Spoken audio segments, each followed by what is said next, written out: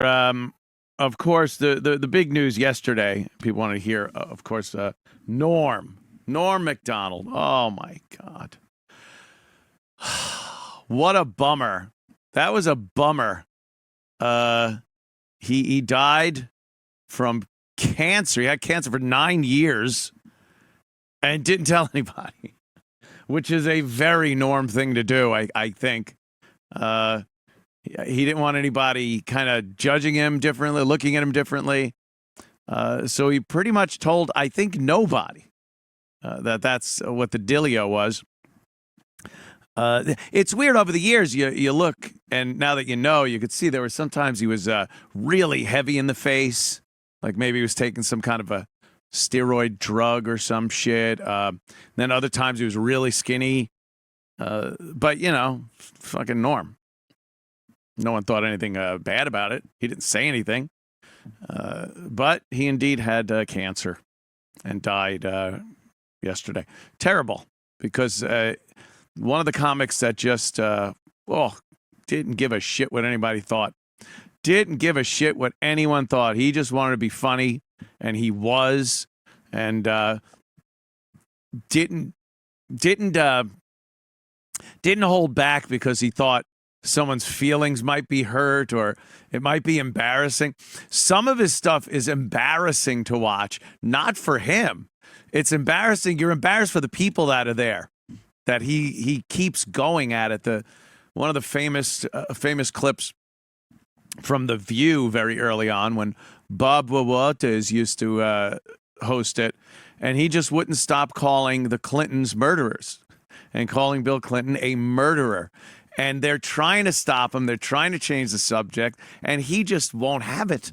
He will just keep saying it. Oh, manslaughter. He's like, it's so ruthless and funny, and they are genuinely getting pissed at him.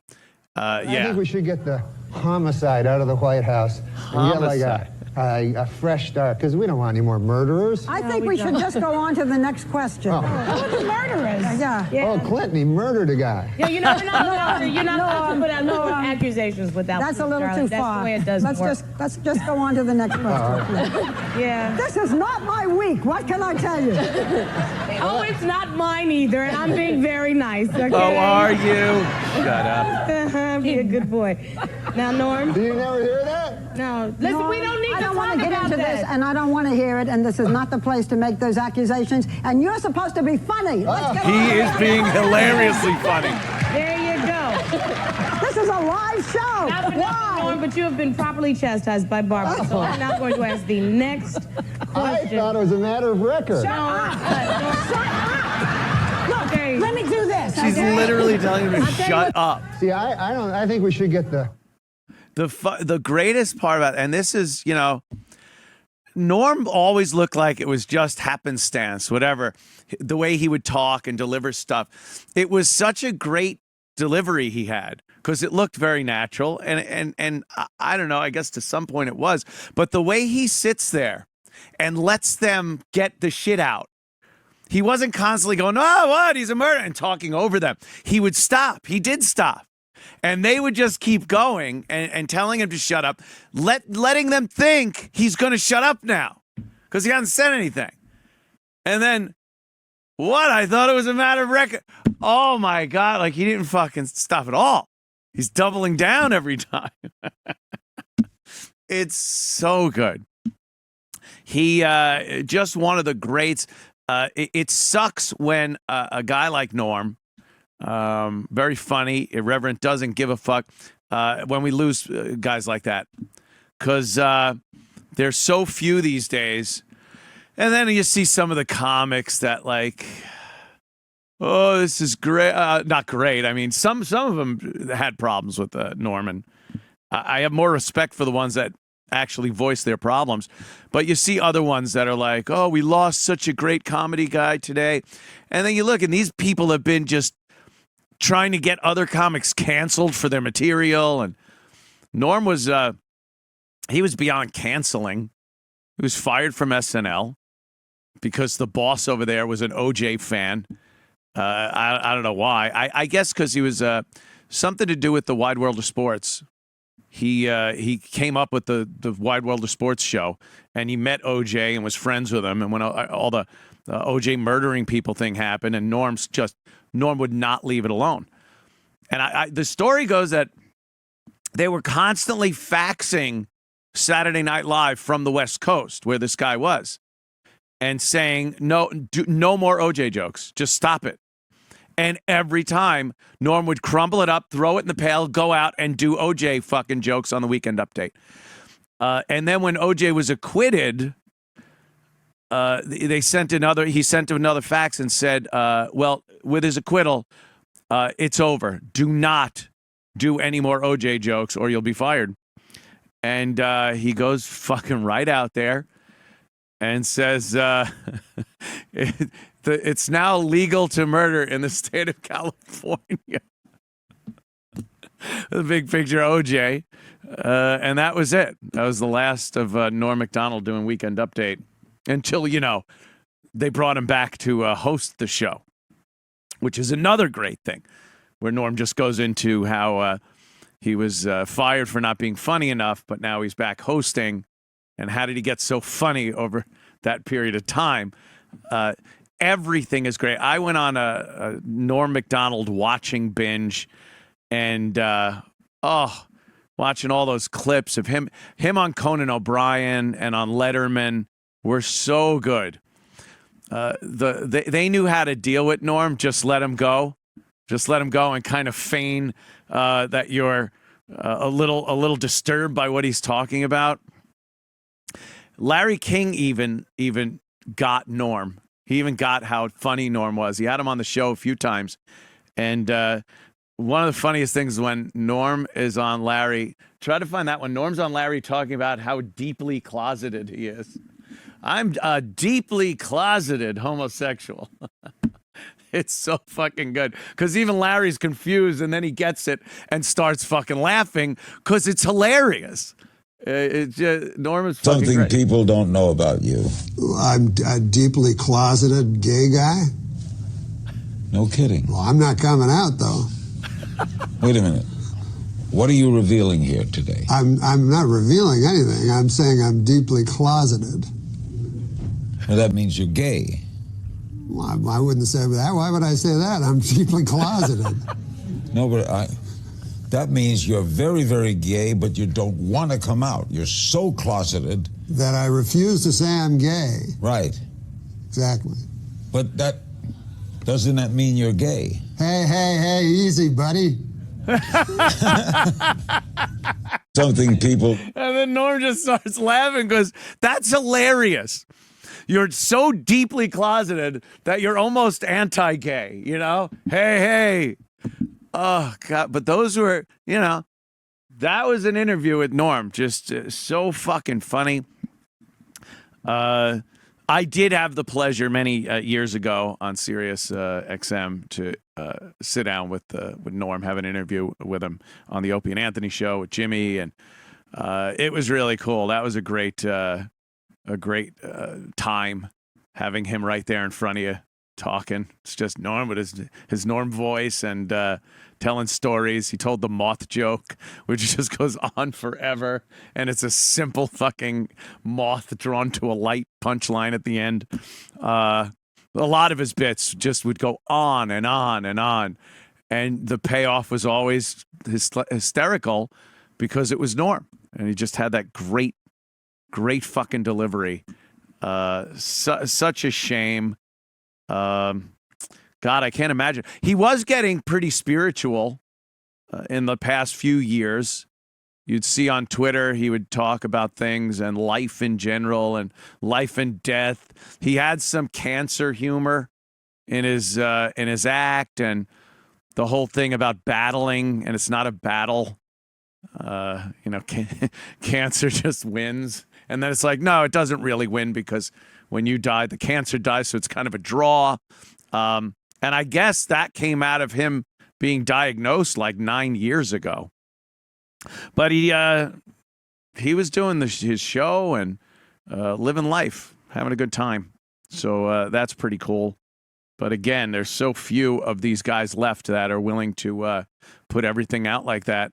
and not give a flying fuck what anyone says, especially the industry people or the woke, the people that want to cancel other people. He was totally against that, and that was a good thing. So yesterday really sucked when it came to that news. Let me see what the fuck. Boop. Lee, what's up? Hey, Anthony, we're all very excited about you moving to one of the southern states. Oh, I couldn't be happier. Now I'm looking at California with that Compound bullshit. South, a.k.a. Plantation Media. But the big question on everyone's mind is, does this signify the return of the Wrangler? Oh, the Wrangler. My old CB handle. I don't know. You know what? Maybe I'll get me a horse and ride around. I enjoyed horseback riding, and are you going to change your urban attire, and become more native? No, I think it'll be I don't know, Tony Two Vests, Tony Two Chaps. I'll just Tony Two Spurs. Yeah, I maybe I'll get a horse. I got enough land. I'll get a horse. Anthony, you were talking about Norm MacDonald there. One of my favorite clips of his was on Conan. Yeah. He was on there with the actress. I think it was Courtney Thorne-Smith. Oh, God, so funny. You remember that? He Yeah. was on there plugging her movie with Carrot Top. Carrot Top. He fucking was brutal. And it's hard. That? He's sitting next to a beautiful girl, Courtney Thorne-Smith. And it's hard enough to just be funny in front of a pretty girl like that. But he's not only being funny, he's trashing her. And it's so against the normal thing that people in Hollywood do and like people do in front of pretty girls. I don't think Courtney Thorne-Smith ever heard anybody talk to her like that. And it was so good. We'll rack it up so we can play it when we're done with your fine call, Lee. Well, yeah, I remember. Well, if you're going to play it, I don't want to spoil it, but I remember he was saying, if it's a movie with Carrot Top, you know what it's going to be called? Box Office Poison. Well, that's one of the jokes. Thank you. Thank you. Thank you, Lee. Yeah, that clip is just great. He makes everyone so uncomfortable. What's the movie going to be called? Well, really? I know what it's going to be called. Yeah, what's that? If it's got Carrot Top in it, you know what a good name for it would be? What's that, Norm? Box Office Poison. She's in it. What about my career? Courtney Thorne-Smith, the girl sitting to your left, is in the movie. I'm going to go see it for fun. How do you steer everybody else away? No, I love this girl. I would see any movie with this girl in it. She's a beautiful lady and a talented, nice talk show guest. As evidenced by her appearance on our rival show. All right, well, there's this 2-hour season finale of Melrose Place. There's this movie coming out. Yes. Title undetermined at this point. Chairman of the board. Oh, all right. Do something with that, you freak. I bet the board is spelled B-O-R-E-D.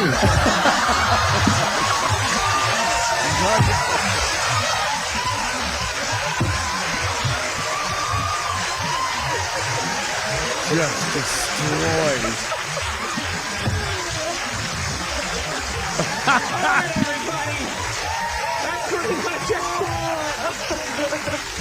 We're going to take a break now. We're So gonna have fucking Collective good. Soul and- God damn. Challenges him. Yeah, come up with something for that. Oh, boy, does he ever. Oh, God. So goddamn funny, man. There's so many clips online. You could spend days on end watching Norm MacDonald being hilariously funny. And I would highly recommend you do that. And that's a good thing. That's a good thing these days. If something happens, there's plenty of material. But Norm will be missed. That is for sure. Anthony, Long Island. Is this a paradox? Am I talking to myself? What's up, man? Yes. I'm a younger, handsomer version. It's possible. No, I'm teasing. So, yeah, what happened yesterday? Chris Roach, Ronkonkoma, did a better appearance than that shit show we were watching yesterday. I do agree. Maybe they will pinpoint the day they find a spot in that fucking guy's lung. Oh, my God, he's so fucking annoying, dude. You didn't enjoy the guys, Aaron and Gino, sitting in for me yesterday? Come on. I like Aaron because I'm with Aaron. That fucking drunk really needs to get his shit together or be kicked off the venue. And I hope Aaron sticks with that. But, I dude, can't imagine. Every time I've had Aaron, Gino on the show, I've had a great time. I know you like him. We all know you like him because you tell us every day how much you love the great Gino Bisconti. Yes, I do. But he annoys the shit out of the rest of us that don't watch in hot order from 11 to 12, whatever it is. Oh, see? He's not a... I'm sure he's going to come in now, so I hope he's listening. Drink your juice, read your stupid book, play with your cat, get into a car accident. Thank you. Wow. What a fan. Big Gino fan right there. Obviously, yeah, gay feelings for him. That's always what happens. He's gay. Clearly having a hard time pushing it down, you know? Yeah. Oh, God, he's deeply closeted. Larry King. So what are you saying here? Like Larry thought he had an exclusive. No, hey, fella. He just walked right into it. Oh, that was another thing he could do. Just get people to walk right into what he needed them to do to deliver a great punchline.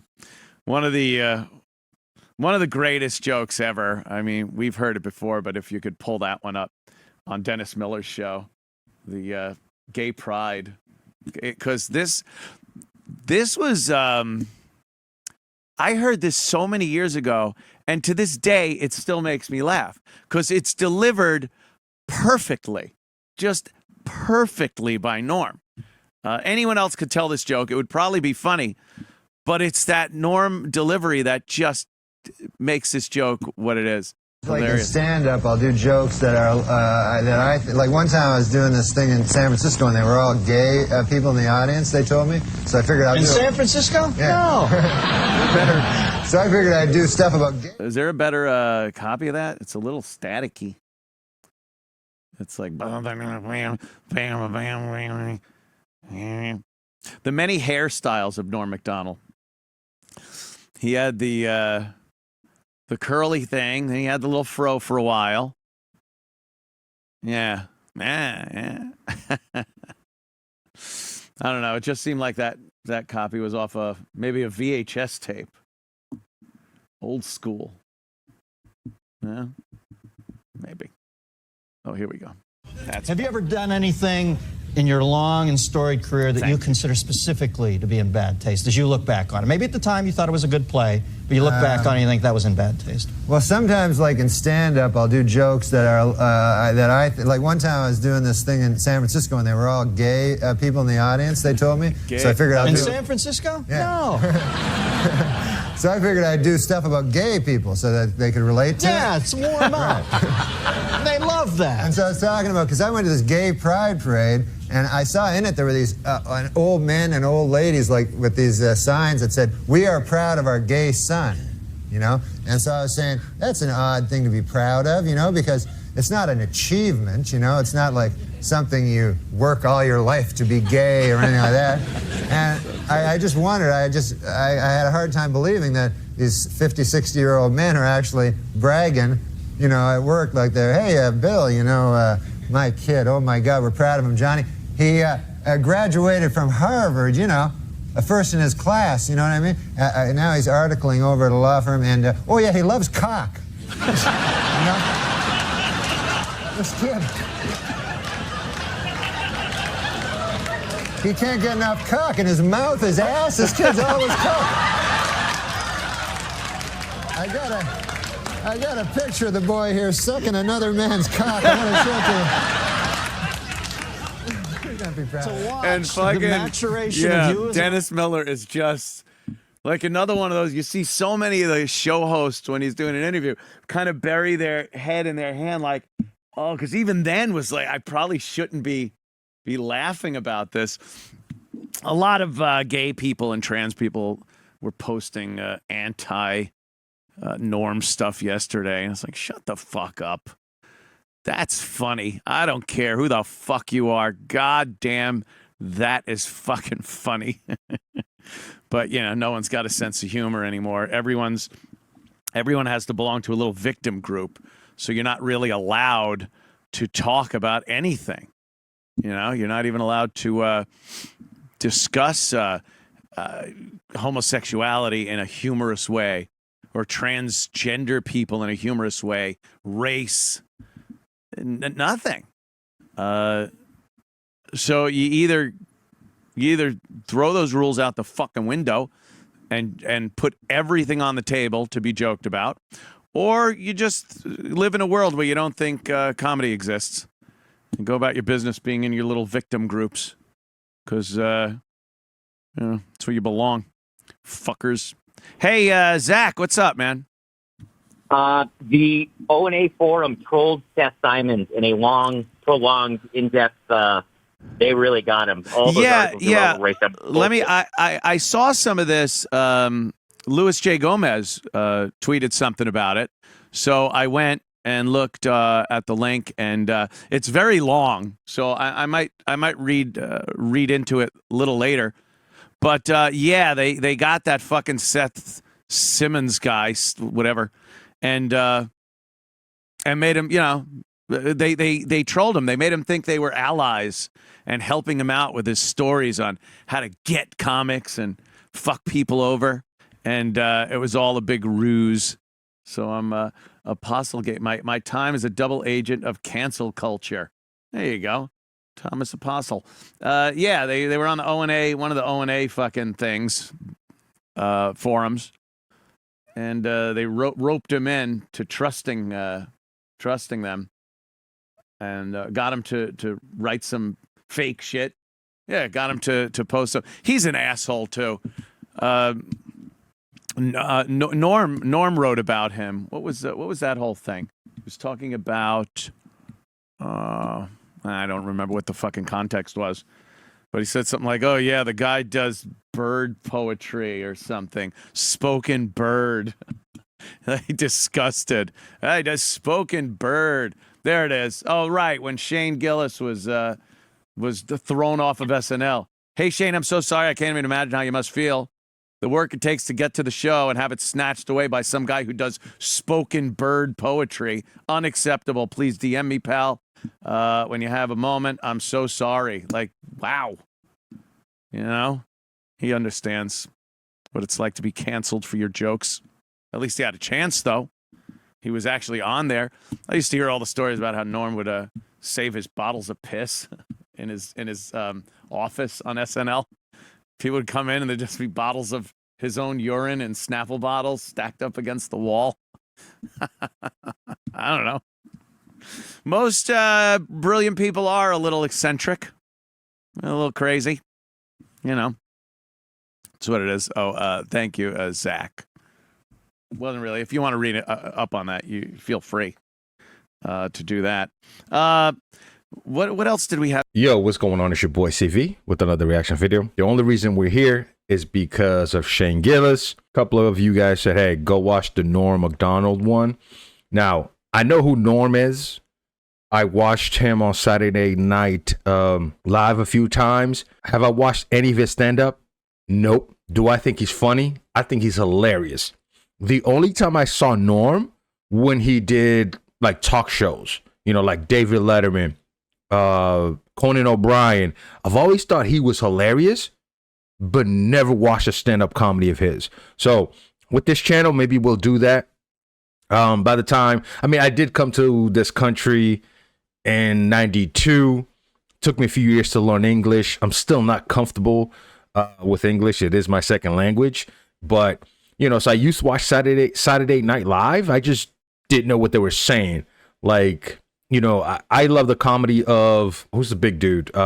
Chris Farley, because he was jumping on tables, stuff like that. Because, you know, I didn't know how to speak English, but I enjoy the comics that use their body and their hands to do comedy, because my English was just terrible. Still is till this day. But anyways, man, rest in peace, Norm MacDonald, man. Let's get this to 50 likes if we can. I hope I can understand these jokes since this is what? I don't know, 1998?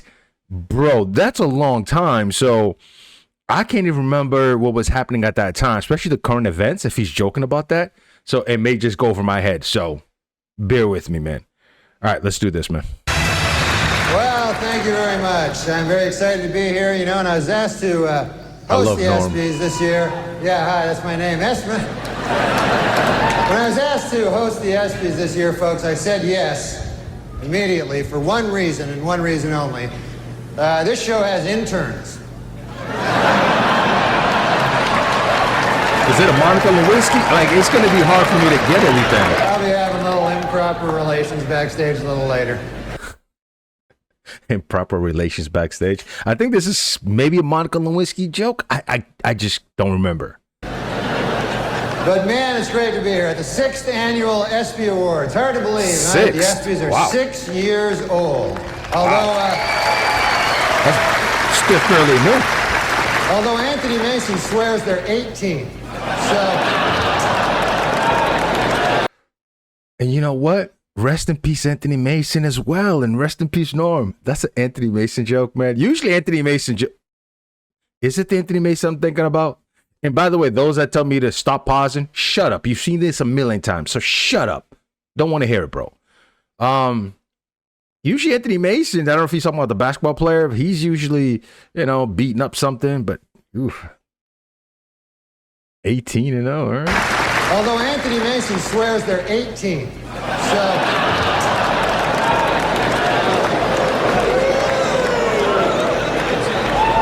Yeah, he'll be having sex with the ESPYs in about 12 years. So.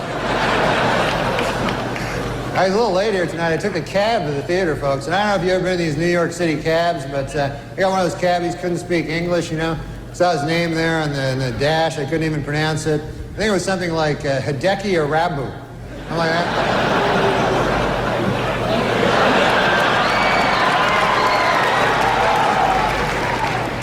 Arabu's been having some trouble, man. They fired his translator. Steinbrenner fired his translator. And people see that as cruel, you know, but I don't know, you know. I mean, if you're not doing well. Here's the thing, man. I know Ken Griffey was just like, you know, I know who he is. He's a baseball player, and Hideki's like, you know, the baseball player. That's what's funny about that. I mean, these guys seem to be like, you know, a little bit scared too, man. I guess like someone says, man, they don't want to ruin their image, but it's like, man, laugh at yourself. That's what comedy's about, man. The good comedians too, usually the comedy comes from life experience, man. You know what I mean? Like, that's what makes things funnier, man. He did say Hideki. Yeah. Arabu. I'm like, look at him, he's like, hey, man. Arabu's been having some trouble, man. They fired his translator. Steinbrenner fired his translator. And people see that as cruel, you know, but I don't know, you know. I mean, if you're not doing well in Yankee Stadium, you know, do you really need a translator? Do you want that, you know? You know? Hey, what'd they say? They say you suck. You should go back to Japan, you dirty foreigner. Okay, I got it. I'm trying to pitch over here. Oh, my God, it's great bro. to be here on ESPN. I love sports, man. Man, you can see sports on ESPN you don't see on other networks. You know, like kickboxing. That's my favorite sport. Kickboxing is great. When you think about it, it combines the style and grace of boxing with kicking. This seems kind of immature. Just backstage, a lot of celebrities back there, man. I was talking to Jerry Jones, you know, the Cowboys owner, and he's disappointed, obviously. Yeah. Still disappointed today. Well, he's a good guy, though, man. He's talking about rebuilding the team, you know. And he told me, he says, we have to get back to what made us a championship team. Strippers and crack. I was going to say the same thing. What? Hey, have you heard about this? Ted Turner and NBC plan to start their own rival football league to compete with the NFL. And not much known about the specifics of this new league, except for this, it will suck. They know that. Very true. He predicted the So they might future. have trouble, getting advertisers when we know it will suck.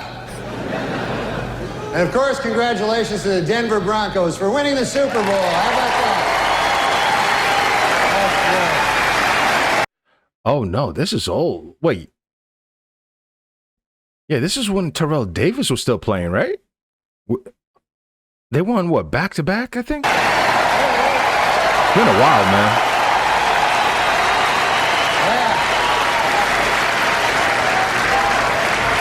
Yeah, Terrell Davis. Denver did great, There he is. The Mile High salute. I love the Denver fans, because for one thing, they don't wear food on their heads. That's nice. Cheese heads. And they had a wild celebration in Denver after that Super Bowl, man. And now city officials expect an even wilder celebration if the Nuggets win 10 games this year. They say Jesus Christ. They say the whole city's going to go nuts. 10 the Nuggets games. are having a bad year this year, man. Matter of fact, they're making a film about the team. They got a pretty catchy title. It's Black Men Can't Jump Either.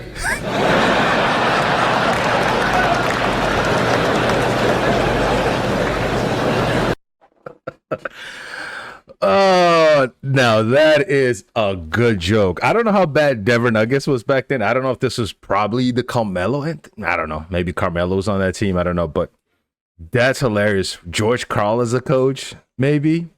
I don't know how bad, but that's funny though. That is hilarious, man. Well, NBA All-Star Weekend over. That was exciting, man. The East beat the West. Jeff Hornacek won the three-point shootout. Houston's Clyde Drexler and Cynthia Cooper won that exciting two-ball thing. And Two-ball Charles thing. Barkley won the throw a guy through a plate glass window contest. So that was quite a game, I mean, who impressed me the most yesterday was Kobe Bryant. Unbelievable. Hey, rest in peace, Kobe, bro. Damn. It's a Kobe This guy's joke? amazing. 19 years old, the youngest starter ever in the All-Star game, and he played so well that today he was named spokesman for NBC's new public service campaign called Screw It, Who Needs College? Of course, the biggest story in basketball, no question about it, Michael Jordan may retire.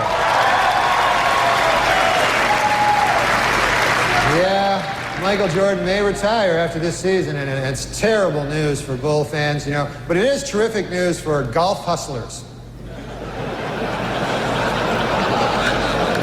They're happy about it.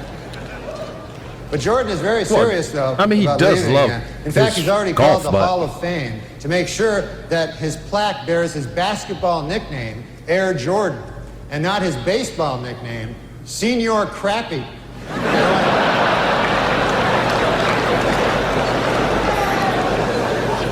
That would just be disrespectful, Well,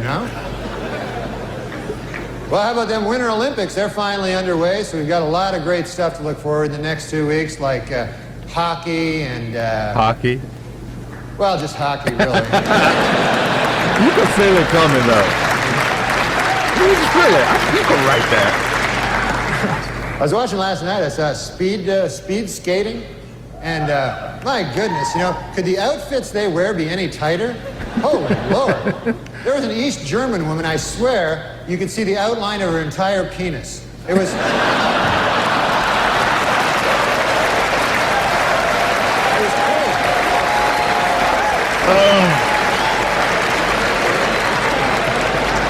Hey, Norm, supposedly we're going to be testing that stuff nowadays, or last year we didn't, so I don't know, man. Norm, you predict the futures here, buddy. Oh, my goodness. Well, there's all kinds of sports celebrities in the audience tonight. I see Tiger Woods right there. Tiger Woods, how about that, huh? Can't wait to go home and watch some prom. Yeah, he's up for golf. Of course, he's up for Golfer of the Year this ESPYs. And you know who I feel sorry for, folks, is the other two guys nominated for Golfer of the Year. You see these guys getting ready, it's like, hey, honey, have you seen my tuxedo? No, not the good one. The one I wear when I'm going to get my ass kicked. Have you seen that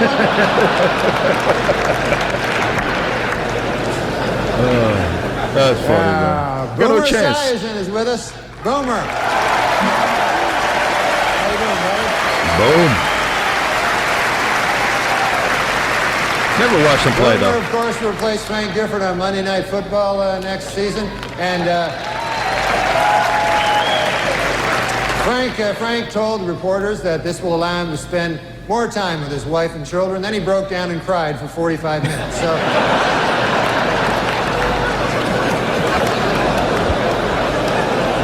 And there's Charles Woodson. How about that? Huh? What a season he had. Oh, so this is the one. Okay.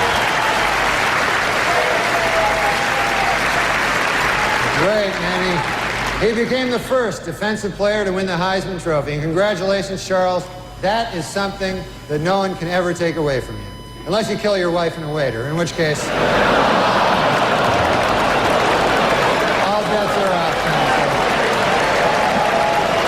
Just a word of advice. Bro, Your wife look and a at waiter, Ken in which Griffey's case- face. He's like, what? Ken Griffey did a double take. Look at it. All bets are off. Look at him. He's like, whoa. Just a word of advice. Folks, before we can... Oh, man. All right. So, listen, I never saw this. So, you know, a lot of you guys said go back and just kind of like watch a little bit. I don't know. I think the people was a little bit looser with Norm. I actually think Norm's joke was a little bit more risque than what we saw the other day, in my opinion. I mean, he was talking about go back, Mr. Foreign, talking about Hideki. Is it Hideki? I think I'm saying his name wrong, but it's been a long time. But yeah, listen, man, I don't know what it is about Norm. It's his comedic pace, right? And the way he sounds, it's just like I love his pace. I don't know if that makes sense. I don't know if that's a thing when it comes to comedy, but it's the way he does the delivery and it's his own pace. It's just like, it sounds like he's struggling. It's like, you know, and then boom, jab, boom, punchlines. So listen, like I said, I've watched probably all his interviews he's done with Letterman to even Jay Leno. I thought he was a hilarious guy when he does interviews, but never took the time to look into his comedy specials or anything. And just before he passed, I watched a few things that he did on YouTube as well. So maybe if there's a stand-up out there, any bits that he did, put in the comment section below, man. I'll definitely watch it. Like I said, never ever watched any of his stand-ups. I just think he's just funny. I think he's hilarious. Just having a conversation. That's what I like about him. Other than that, I've never seen his work. So anyways, man, yeah, put in the comment section below if there's more on Norm MacDonald. Rest in peace, Norm. And yeah, we'll get to it, man. Appreciate y'all, man. Keep your head up. Love you guys always. Till next time. Peace. Welcome back to React and Relax TV, guys, for another comedy reaction. Alright, so I'm going to be checking out this clip of NORM MACDONALD talking about space. Alright, can't wait to check this clip out. I don't know what he's going to be saying in this clip. Alright, so yeah, can't wait to check it out. So if you're new to React and Relax TV, guys, or before you leave, you become a part of the family. And to all my returning subscribers, guys, thank you for checking out this one. Alright, so let's go.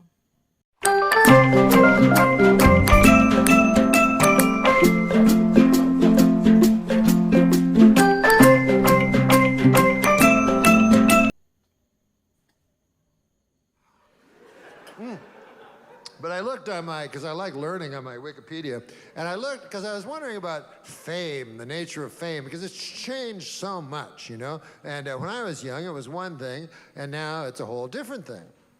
And I was wondering how many people have been to the moon, like have actually walked on the moon. So I looked on my magic telephone, and I found out only 13 or 14 in the entire history of the world. You would think that would make you very, very famous. But no. The last guy who walked, now you'd think he would be famous for being the last guy to be on the moon. His name was Harrison Schmitt. Man, who ever heard of him? Meanwhile, he goes all the way to the moon, hangs around there for a while, and comes back. He's not famous, but a girl with a giant ass is famous. I get what you say. All right. I get it for real. You think everyone would know of him, right? Yeah. And he will be talking about more. What I'm saying, no. But a girl with a giant ass is famous. Not the man, not the last man who has been to the moon. No, not him. Now, when I was young, a man who went to the moon was famous. And a lady with a giant ass, you'd go, can you stand over there? Because this is...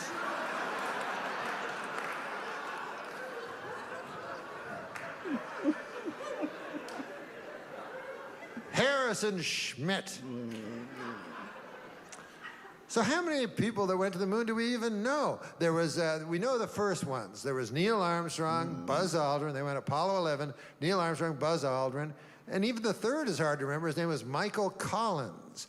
And Michael Collins, in one of the just most unfair jokes, I don't know what it was, he got to go all the way to the moon, but not go on the moon.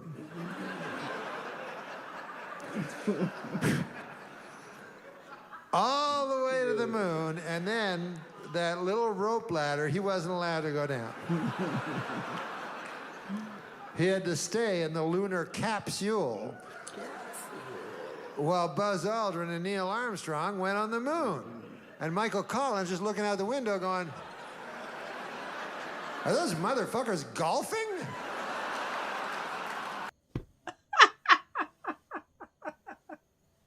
Really? No, did he? Did he actually look out the window? I just say that. I guess he's just saying, you know. Maybe that's what he ended up doing. I don't know. But he's right, you know. You know, practically know mostly about like the first three, but yeah, I think those three are just about the three that I know of that been on the moon. Like, yeah, you think their name would be mentioned more, or they would be more popularized, or than the girl with the big butt, as Snob would say. Good God, they're golfing. Wait a minute, they got a dune buggy now. I was only allowed to bring so much, and they brought dune buggies. This is... I have to keep up a good face, I guess.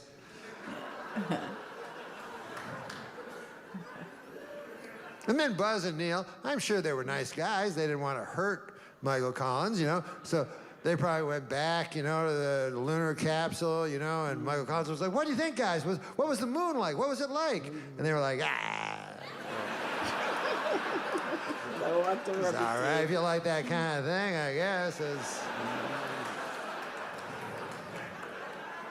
I prefer the lunar capsule myself. I can't speak for Buzz, but I really do like the lunar capsule. Man, that is hilarious. It's just a good one. It's a little short. I don't know. The clip is a little short, but I wish it was a little longer because I know that's not the whole routine. But the clip that I'm watching, that's where it actually stopped, I guess. Yeah, I was looking if there was a longer clip, but I didn't see any. Alright, guys, but as usual, Norm is hilarious and big sense out of nonsense as it is. I was really getting into the clip right there, you know, sure, and it just done like that. But like I said, anyway, I did enjoy the little that I see. I hope you did as well. Alright, and don't forget to live, love, laugh, and to learn. And I will catch you in another clip, guys. Thanks for watching. Bye. Hi guys, let's check out Norm MacDonald's funniest moments of all time. This year, he says he's only going to eat meat that he's actually killed. And I was wondering, what are you adhering to I'm lately? a vegetarian, a strict vegetarian. No, have you done that? Well, I eat chicken. What's not all that? That's not vegetarian. I'm not. I said I'm not strict. I eat chicken and steaks. Beef. Then what are you strict raw about? game. Did you ever eat? It's not dead yet. No, you're and over you there. eat Alive? it, and as you're eating it, their death throes are making you hungrier. There's nothing. That's better than a soybean. Yeah, you're right. Which sounds better, that or soybean? Listen. According to retailers, the most popular Halloween mask this year is O.J. Simpson. And the most popular Halloween greeting is, I'll kill you and that guy who's bringing over your glasses, or treat.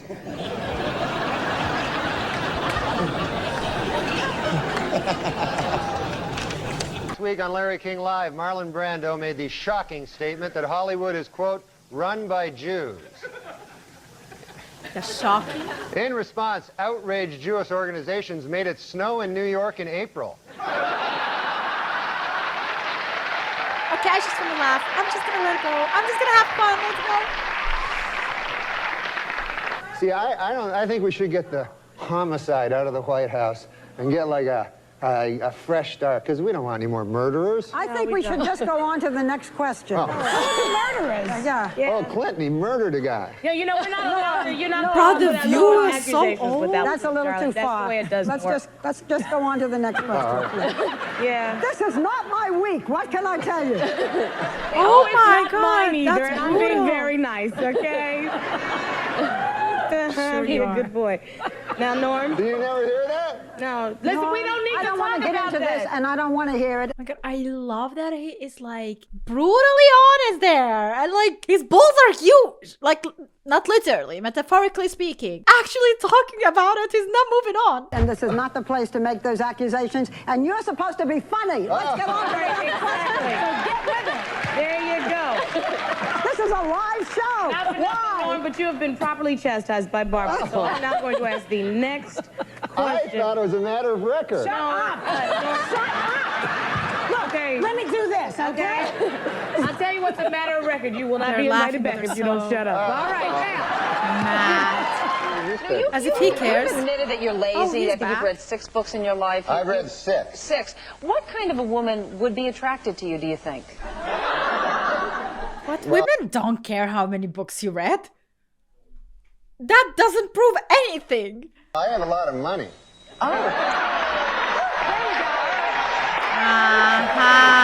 Hey, for the 9th consecutive year, Nick, JetBlue Airlines ranked first for satisfaction among all North American airlines.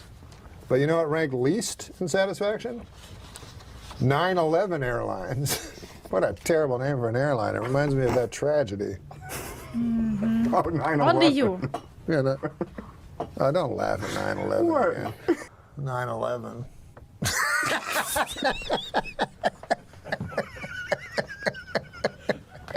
I don't think they're laughing about the tragedy. It's just like the joke, right? Like there are some jokes about it. Like I know. It's terrible. It's terrible. It's dark humor. I tried to tell him not Way to to go, laugh. Adam. I know. I walked through blood and bones in the streets of Manhattan trying to find my brother. Jesus. Yeah, he was in northern Canada. Here we see the president and the first bitch.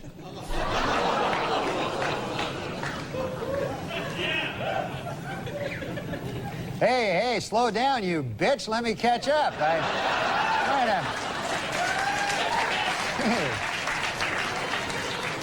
When I accepted the honor of performing here tonight, one thought crossed my mind, and that was, please, God, don't let me bomb in front of the president.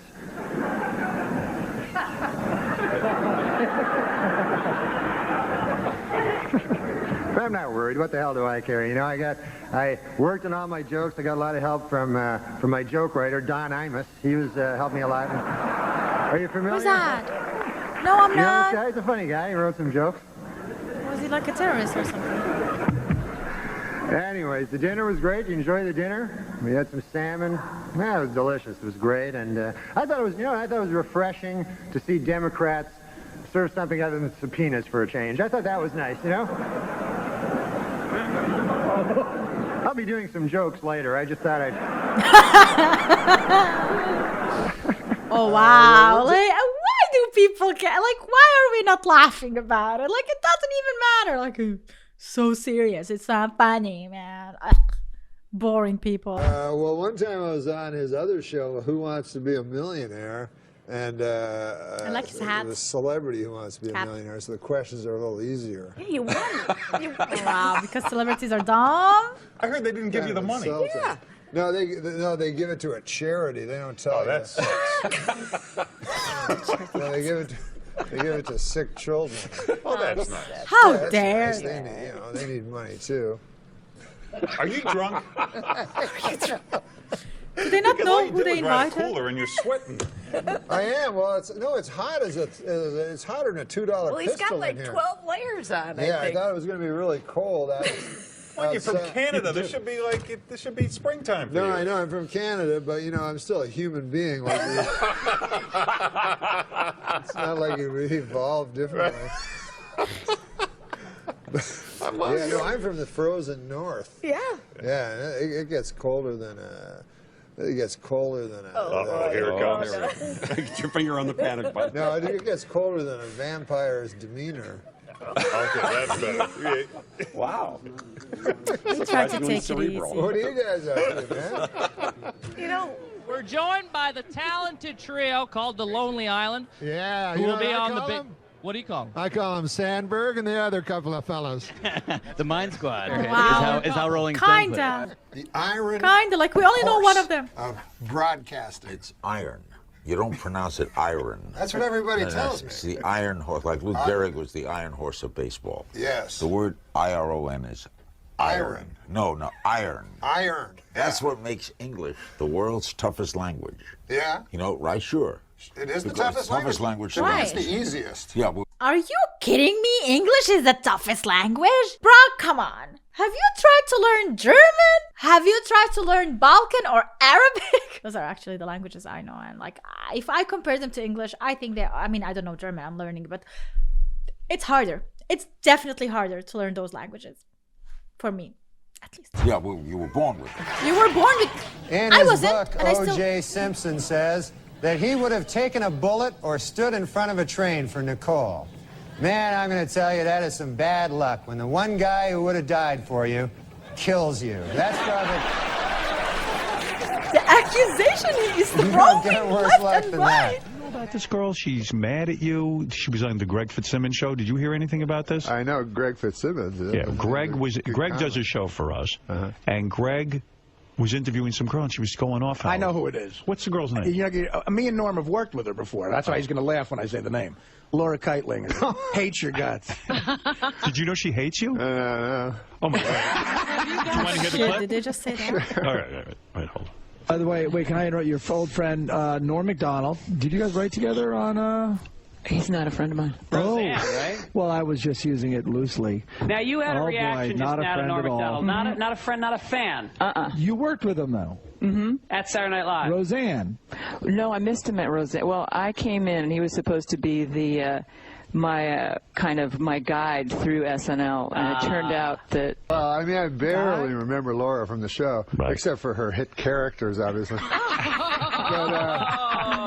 I don't even know who she is. But she makes Morweena Banks look like Gilda Radner. But no. You had a look of surprise on your face, even when this woman said, well, Norm was supposed to be my guide through Saturday Night Live. Guide? Did anyone inform you that you were her guide? No. There was no such mentoring program at Saturday Night Live, was it? No, she came in directly after me, so I wouldn't be her mentor. Yeah, I'm not going to guide any lady through comedy. That would take me, first of all, I'd have to figure out how a lady could do comedy.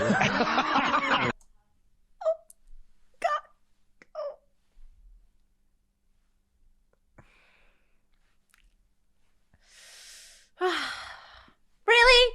You think women can be funny? Well, some people say I'm funny. I'm not a comedian. They say that I'm funny. So. I know I'd have to. Wow. want the new people. Oh, hey, guess what? There's a young girl that's middling attractive that swears a lot. Let's get her. Right? Is that the new fucking thing? Yeah. Sarah Silverman, hysterical. Right. Who's funnier than her? Nobody. No, Who's funnier except than Sarah? dudes, No. but who's funnier than her? Nobody. No, except dudes. But, Nobody. And people had very strong opinions on the election. You know, some people had very strong opinions one way, and other people had strong opinions the other way. And Oh shit, Sherlock. I didn't have any opinions at all. I just came for the I food. don't have really any opinions on anything. Like, you ever watch the CNN, and they'll have the polls, you know, and it'll be like, what do you think about embryonic stem cell research? And then it'll be like, see, there you go. It'll be like 52% yes, 46% no, 6% I don't know. The See? mathy. And that's me. I don't know. Nice math. So I phone up the CNN, you know, and I go, hey, listen, is this the TV? Yeah, that question you asked about the embryonic stem cell research? I don't know. Like, And there's exactly. Charles Woodson. How about that? Like, how do they know about the people who don't know? Like, did they actually talk to every, like, percentage of humans, like 100% ask, and they'll be like, okay, that's the I don't know. Like, how do they make that? And there's Charles Woodson. How about that? What a season he had.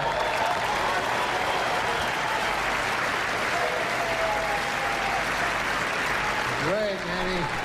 He became the first defensive player to win the Heisman Trophy. And congratulations, Charles. That is something that no one can ever take away from you. Unless you kill your wife and a waiter, in which case... Oh, man. OG again. Don't zoom in on other people, bro. It's a word of advice. It's like when you zoom in on other people, unless you kill your wife, and then they zoom in on you. Bro, what are you doing? That's like the cameraman did that other guy. So dirty. All right, guys, we are gonna end up here. Let me know if you want part 2 by liking this video. This was like really entertaining, by the way. He is brutal.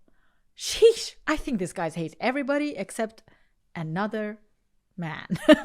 Actually, maybe not really. That is it. Let me know what you think in the comments down below. Thanks so much for watching and see you next time. Bye.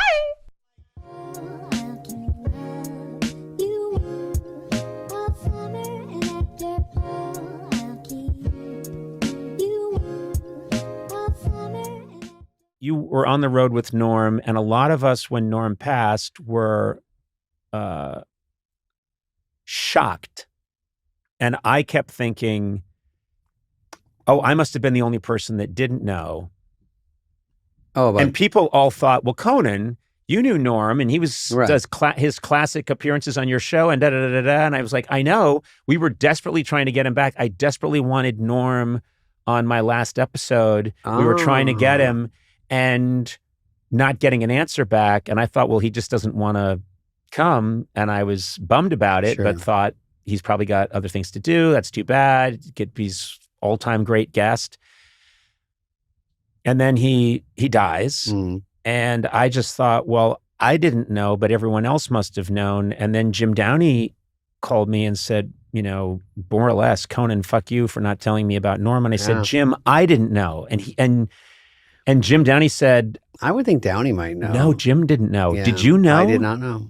And you were touring with him. Well, I'd done some gigs with him, and then before COVID, me, him, and Dennis Miller was our last one together. But great, super fun, obviously. And then, but you know, we would talk, and it was more about coming over for dinner. Same thing, where he didn't tell me because he'd go, no, I can't. And then I go, well, it's just me and you sitting 10 feet apart, but something to do. And he's like, yeah, okay, for sure.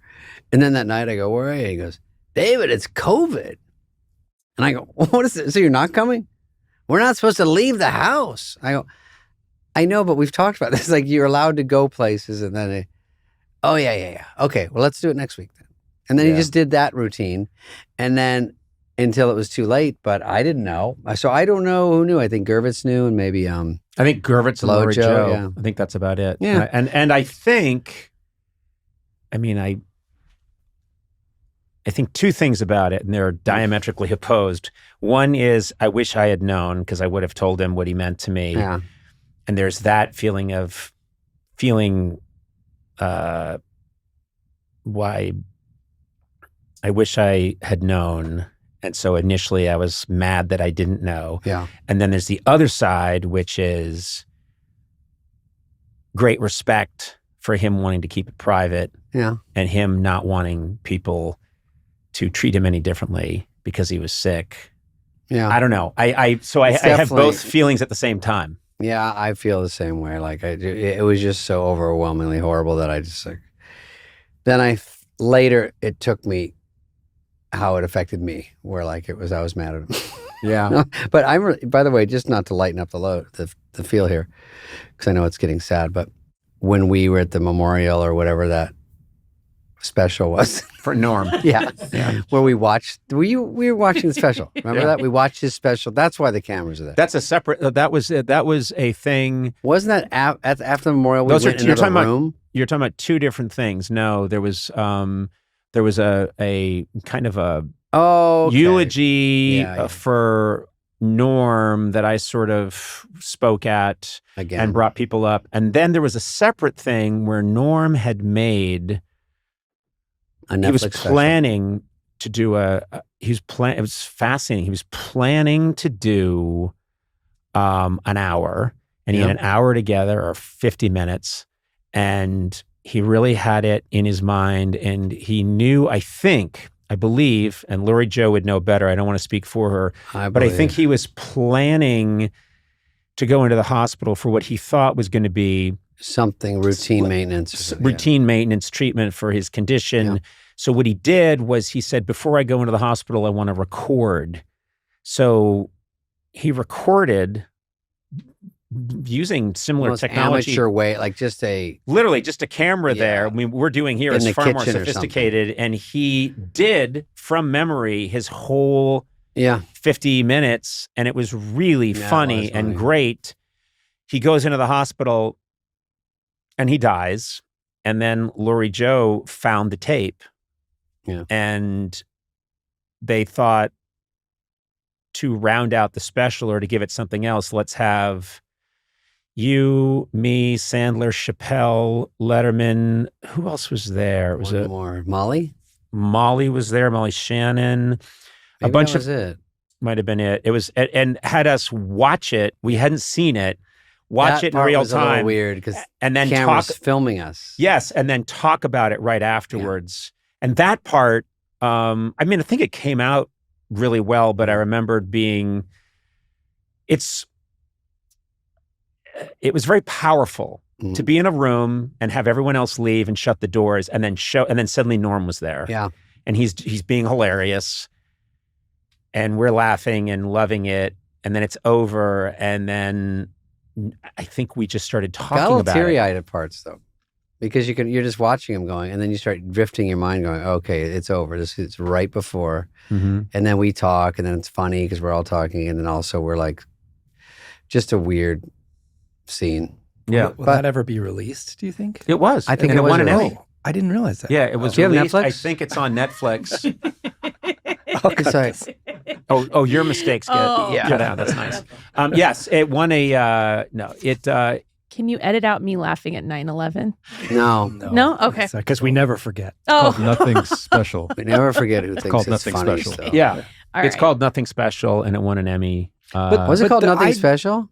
What's that? Was it called Nothing Special? Yeah. Norm This is the MacDonald. thing that you guys are watching is aired. Or Yes. Yeah. The whole his material. No, just so we're Has clear. he been listening? This is his first podcast. Is he new? He won a contest. Yeah. Is he a contest he gets to he's sit a contest winner. He got to fly in, and we didn't. He told him not to talk. And He then loves he's that not I make fun that of him. microphone isn't even real. No, it was the special was. you see it plays Norm's special, and then you see our reaction to it. Okay. So that's the whole. So you see both. Sorry. No, that's okay. Don't be sorry. Yeah. No, be sorry. And that's humanity. You should feel terrible about your crimes. Okay. We should edit that out. You know, at that the memorial, the first one with the dolly shots, whatever that one was, that you were falling everywhere. When people die, I'm mourning them, I tend to do a tumbling act. Yeah, you for were a little bit, just to sort of loosen up the crowd. Also, by the way, I think it was like 4 inches, and the next one was like 9 inches because everybody, their toe hit that fucking thing. I'm still mad about that step. But I left in between that, and then there was like a part 2, or maybe it was I'm confusing them, but I had to come back. Yeah. So I had or I just left during it because it was getting too sad. So I ran out.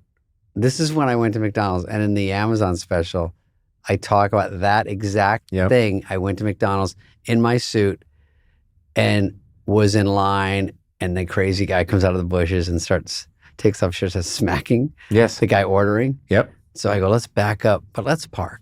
I want to watch. So I went in, and that whole thing takes place from the Norm MacDonald thing. Okay, so that happened from the Norm thing. That's a real story, and it was really happening, and I did get scared when he came in because I thought we were going to get in a fight. You, first of all, I want it noted that someone you were very close to, a colleague and a cherished person, passed away, and you were present at the memorial, but walked out halfway through to go to McDonald's. But then something funny happened, which you could use in your special No, Dandelion. because So I had guess already we got done that my all set. Yeah. Yeah, you did your set, so then you're out of there. I scored, and now it's time for some chicken McNuggets. Maybe I'll get some. I tried to sound real, and it's too many comics there, and I'm trying to sound like say nice stories about Norm, and everyone's just looking for punchline. It's such a weird scene because it's all comedians, and you're just like, I'm just going to leave here, and everyone's going to be like, who did well? You know what I mean? It's like, that's everything. It is. Okay, let's talk about this. This is a real phenomenon. Yes. Where a funny person dies. Yes.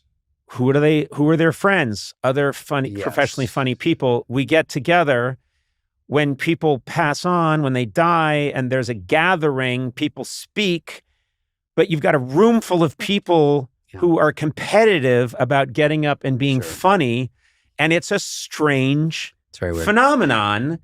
These things are weird because you think, nope, it's not about that, but there's some part of you that wants to do well. And there's some nerves and some awkwardness. And I think it started, I went to Gary Shandling's funeral, and then everyone was like, Bill Maher did great. Yeah. And I kept going. And then everyone was like, can I say something? Maher used props. And he had a lot of balloon. He was doing balloon work. Oh, he was? I don't remember that. I remember it clearly. And he had a whole trunk like Gallagher or Gallagher 2. That was being filmed too. Yeah. I think Apatow filmed. Yeah, they had to, yeah. Is that been filmed for something, for a documentary? Oh, I thought Gallagher was, sorry. What's got that? confused. I thought So Gallagher, you guys are here to help. Yeah, Is that I know. the idea? We're She's throwing confusion. I am. You should do Gallagher 3. Do you know what Gallagher 2 is? Gallagher 2 is his brother. Yeah, and he does Gallagher's act. Right, but I think have they both passed on to their reward? I think Gallagher won. Well, according to this podcast, I'm sure they did, because everyone's dying so far that we talk about. I know. You guys are talking a lot I'm of. sorry, it's but a lot of death. I'm sorry, we're jinxing everyone. We are two survivors here. You know, We're Sona, like you the and two Gorley people are that- young people. You don't know what it's like. We have been through the shit. We're like guys that were in war together. We're like in the Titanic. No. We're Yeah. just talking about We're on it. SNL together. I don't think that's. I know. It's War. a lot Quite like as the bad. Titanic Is it? SNL. Okay. Yeah, yeah. All right. Now, God, we talk about SNL forever. It's so embarrassing, but it is something to talk about. Right? He said doodling. Hey, if you're bored, just let me No, know. I'm I not. think this is, I actually No, love I talking like about it. this stuff, and it's meaningful to me. No, and for you because to, we were both there. and if you want to take a break and go to McDonald's, go ahead, and I'll just keep talking. You can get yourself the McGriddle, whatever it's called.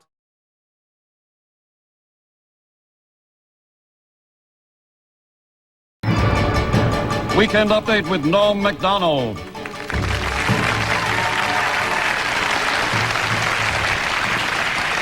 Thank you. I'm Norm MacDonald, and now the fake news. Christy Brinkley told reporters this week that her marriage to Billy Joel was over long before their divorce. The key moment, she said, came when she realized that she was Christy Brinkley and that she was married to Billy Joel. In late June 2020, Norm MacDonald, the stand-up comedian best known for his years manning the Weekend Update desk for SNL, called his longtime producing partner and next-door neighbor, Lori Jo Hoekstra, and blurted, "Lojo, I want to shoot it tonight." The two had worked together for more than 2 decades, and there was a comfortable shorthand between them, so Lori knew exactly what he was talking about, responding simply, "Oh boy," before getting to work on preparations to shoot a comedy special for Netflix. This was no small feat. After all, this was the height of the global COVID lockdown, and the entertainment industry was still trying to figure out just how to function and produce content in a work-from-home world.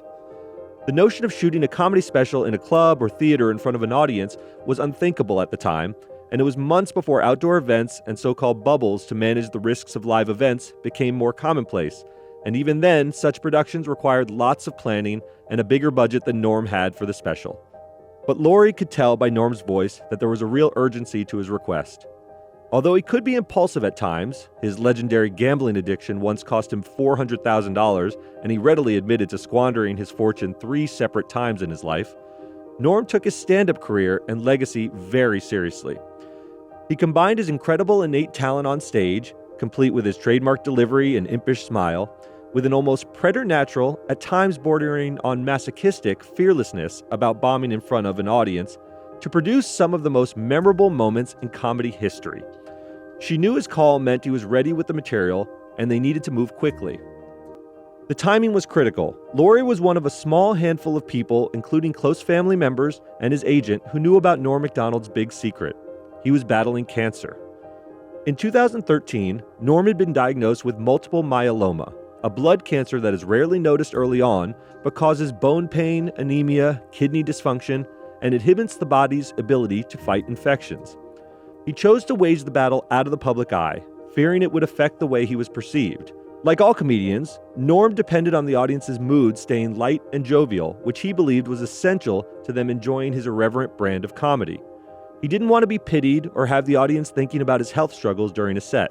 Still, the diagnosis could not be ignored, so Norm moved to Arizona in an attempt to disappear from public view while receiving several stem cell treatments using his brother Neil's blood plasma.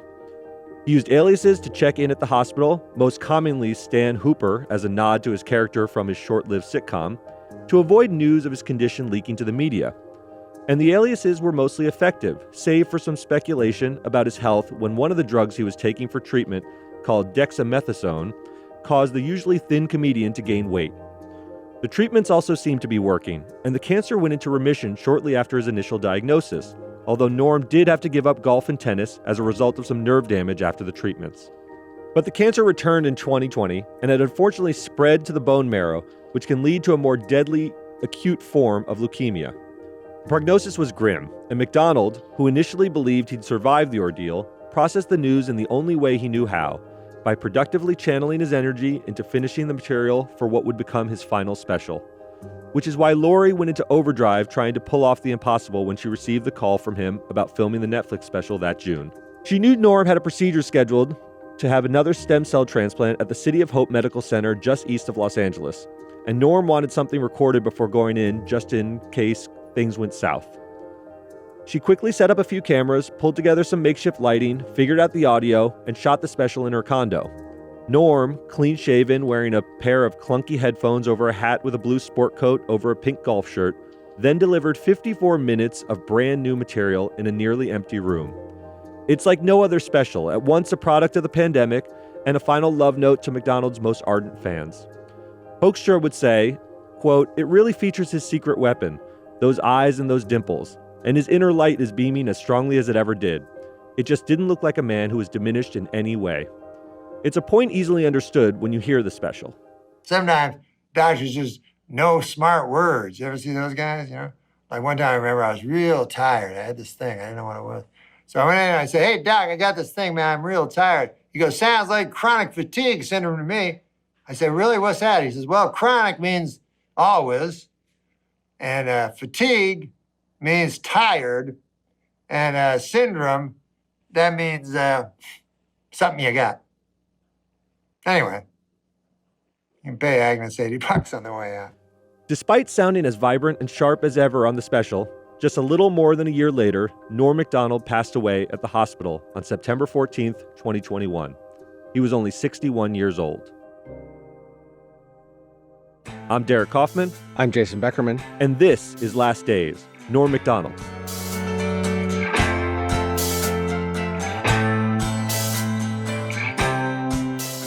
After recording this special, Norm's health status briefly turned for the better, and the comedian was able to put on some weight and gain some strength.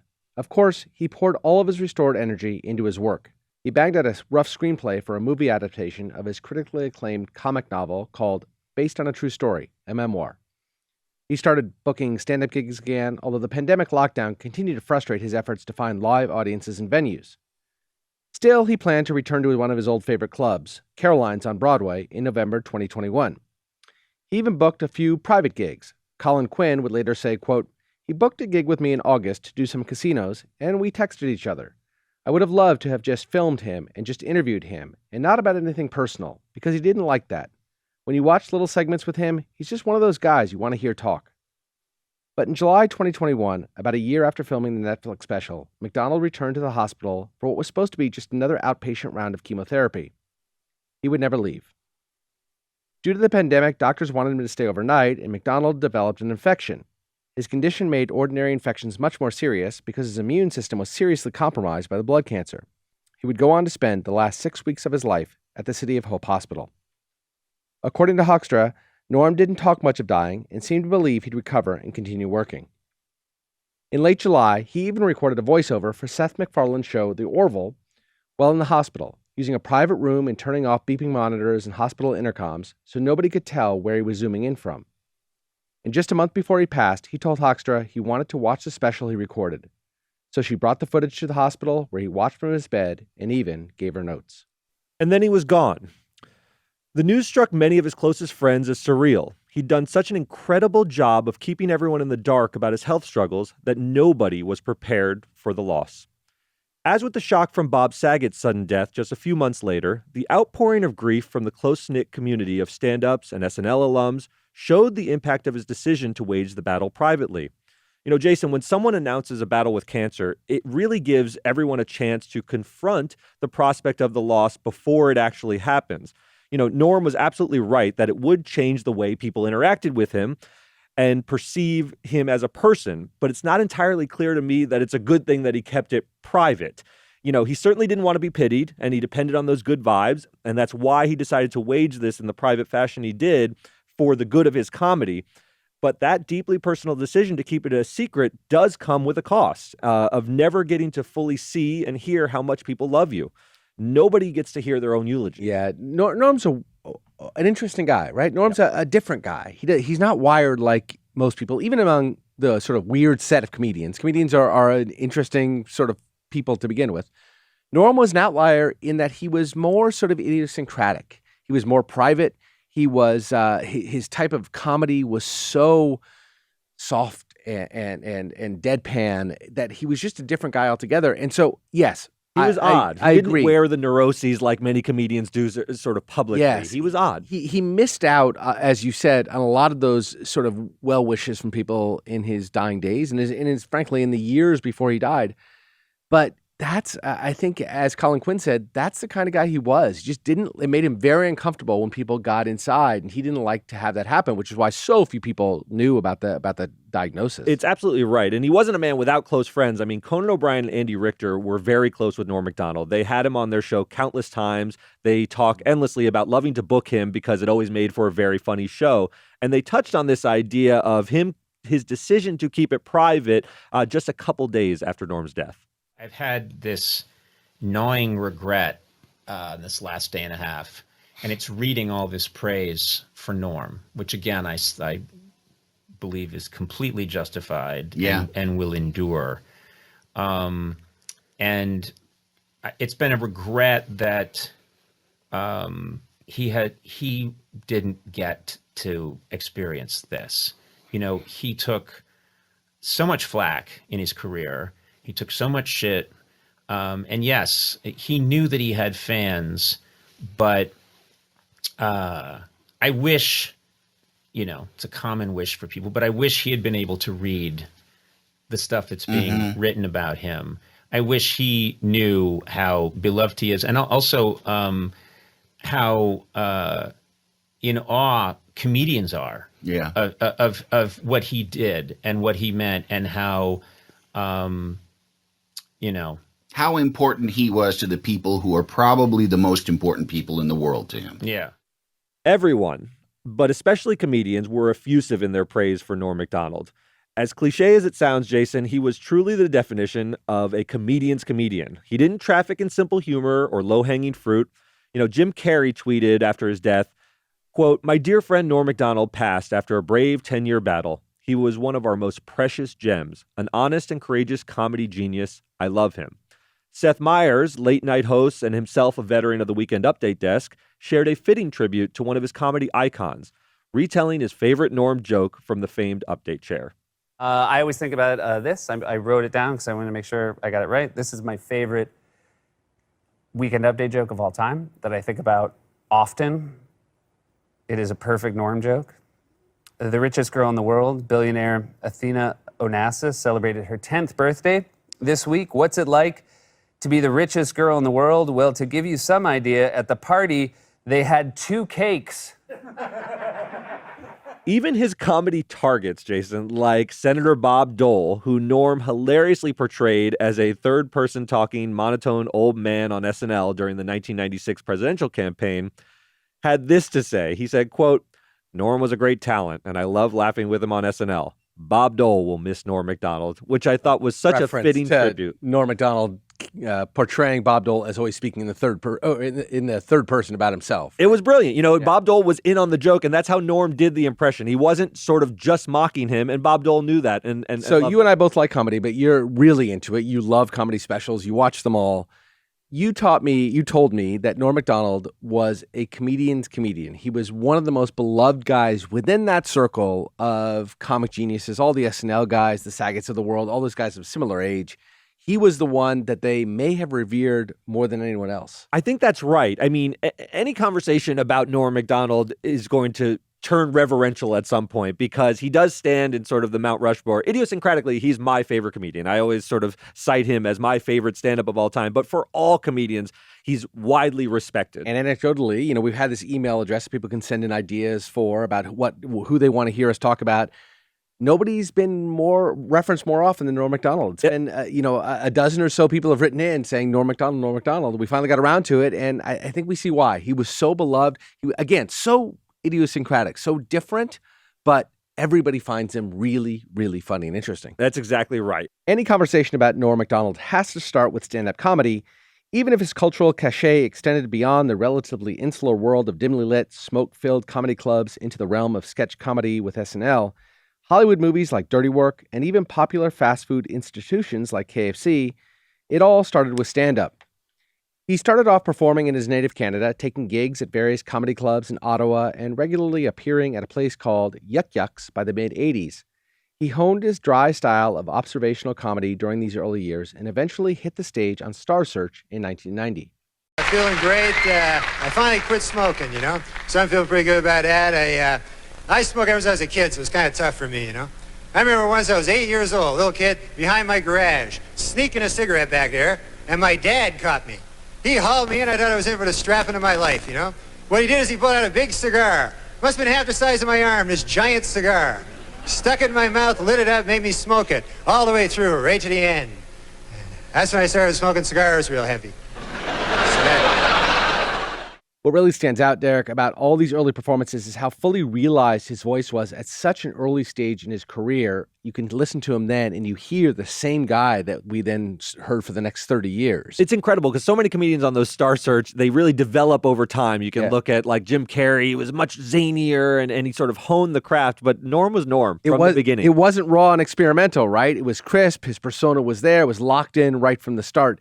He became a fixture on late-night shows. David Letterman, known for having one of the keenest eyes for comedic talent, would say, quote, "If we could have, we would have Norm on every week."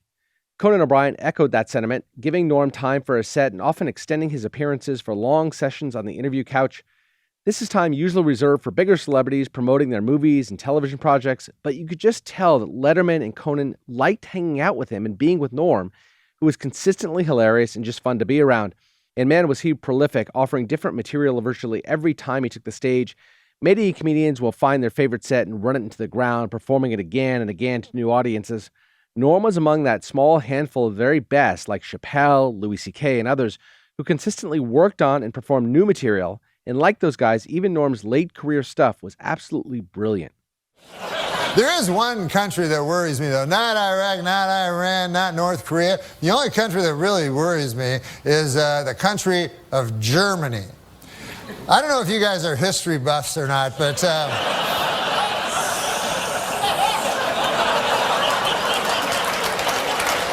in the early part of the previous century, Germany decided to go to war. And who did they go to war with? The world. It had never been tried before.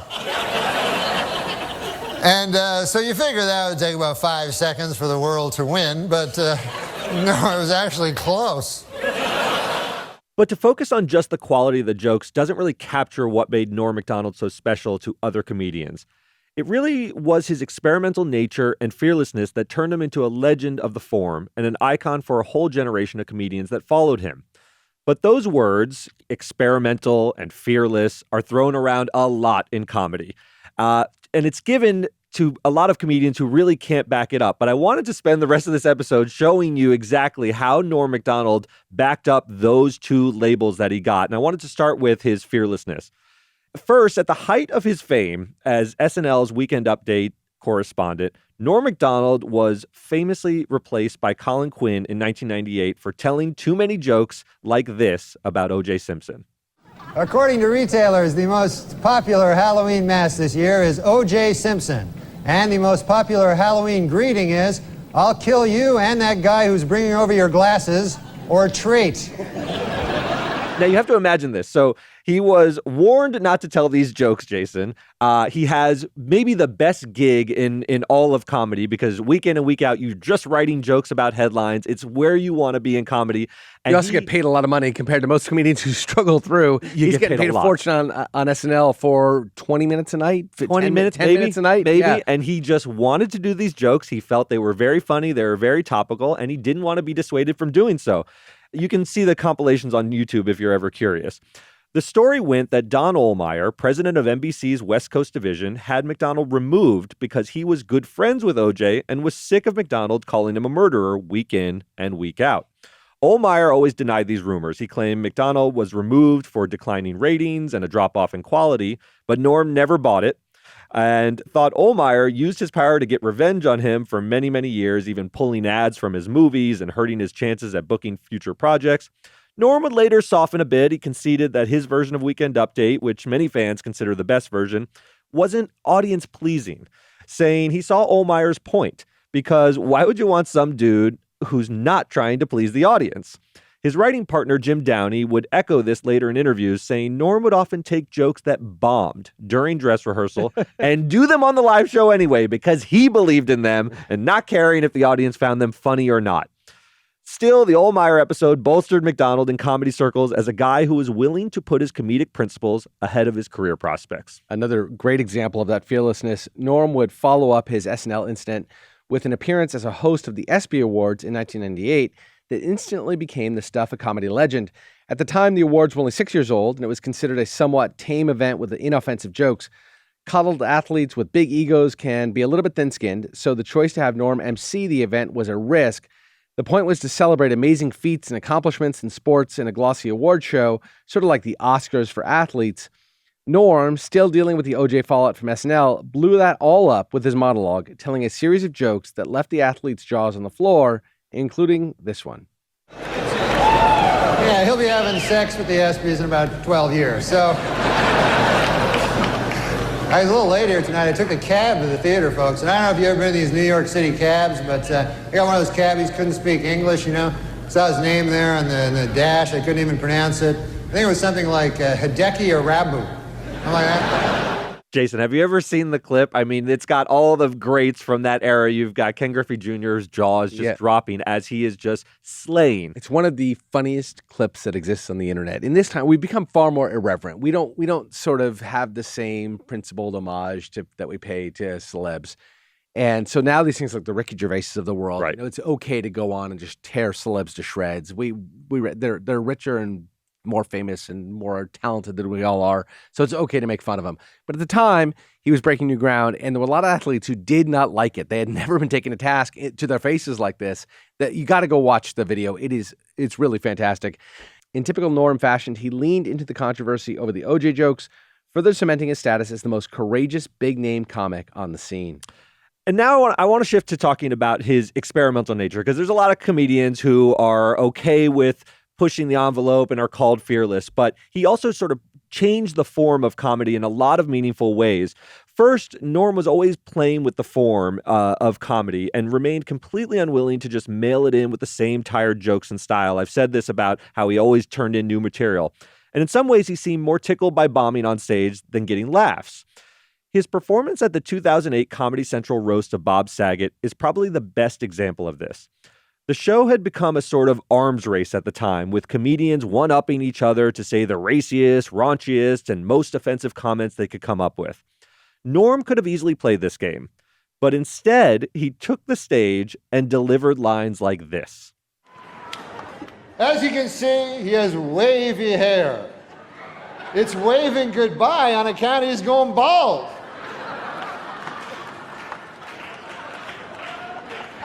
No, I think that Bob should join the Ku Klux Klan. And that's not because he's racist. He's not racist. It's just that he'd look a lot better with a hood over his head on account of his face. So, Jason, rather than provide more of the same and just get as raunchy as possible and say nasty things about B. Arthur, I mean, the roasts are very funny. I don't want to take anything away from what Jeff Ross has done with the roast. They're incredible. Apparently, and when they're a lot of fun to watch. B. Arthur, though. Some of the best jokes are at B. Drive-by at B. Arthur. But instead of doing this, he just blew up the entire form. He delivered a slew of wholesome dad jokes and avuncular one-liners to a smattering of sort of confused looks, polite chuckles. It was so out of place that it seemed oddly aggressive in its own way and has become one of his most legendary moments of experimental comedy. And second, and I'd be remiss if I didn't bring this up, and perhaps his most successful experiment was Norm's version of a joke called The Moth. Look, it's too long to play here and needs to be heard in its entirety, but here's a snippet.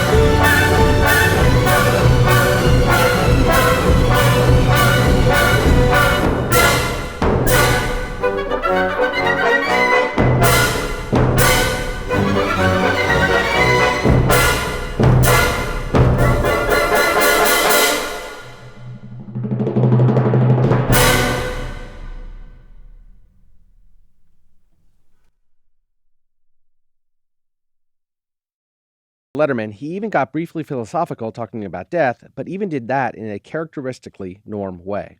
You've been thinking about your mortality a lot lately, or? Well, yeah, I mean, you turn 70 and it's you can't run from it. Ah, fuck, I was hoping you could.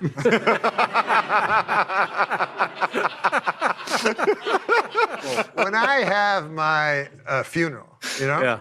And you know, most of these funerals, crying and sad and everything like that. And that's what I like, you know? I don't want, I've heard of other ones, let's have a party. Whoa, whoa. No party. There'll be a lot of party days later. But right now, I'm dead.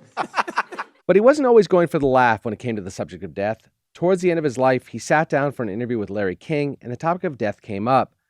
Norm had hilariously portrayed Larry King on SNL, but there was a clear warmth and respect between the two men. Now that both men have passed, their exchange about the topic of their own deaths has taken on a new poignancy. Yeah, well, I have a fear of not existing. Yes. But you know, the writer Nabokov said that he saw a picture one time, and it was a picture of before he was born. And it was a picture of his mother with his brother and sister that were older than him, but he had not been born yet. And he said when he saw that picture, there was no terror in him, even though he was looking at a picture where he didn't exist. But he didn't know anything, so. Right, he didn't, but looking at that picture didn't terrify him that he didn't exist. So he said, it won't terrify me afterwards. Because I won't know. Yeah, because But you won't die. But the knowing that I won't know. No, that's that's what right. drives me. Yeah, of course, I know I won't know, so. Yeah. No, if you were a dog or a cat, here we go. They got it all figured out. Well, Martin Short said, when you slept last night, you could have been dead, right? Mm-hmm. So if you didn't wake up this morning, how would you know? Jason, as I've mentioned before, this episode's very personal to me because Norm MacDonald is without a doubt my favorite stand-up comedian of all time, as I said. It's not even really that close. I don't think putting him on a Mount Rushmore of my other favorites even makes much sense because my personal comedy mountain would be just his face with that impish little smirk. I think Conan said it best when he said, selfishly, I don't feel badly for Norm. I feel badly for all of us. And because he's so singular and inimitable, in my estimation, I didn't think it would make any sense to close this episode with someone else's voice talking about Norm. I just wanted to end with Norm at his best, talking about the craft of comedy with another comedian, Mark Maron, and describing what, to him, would make for the ever-elusive perfect joke.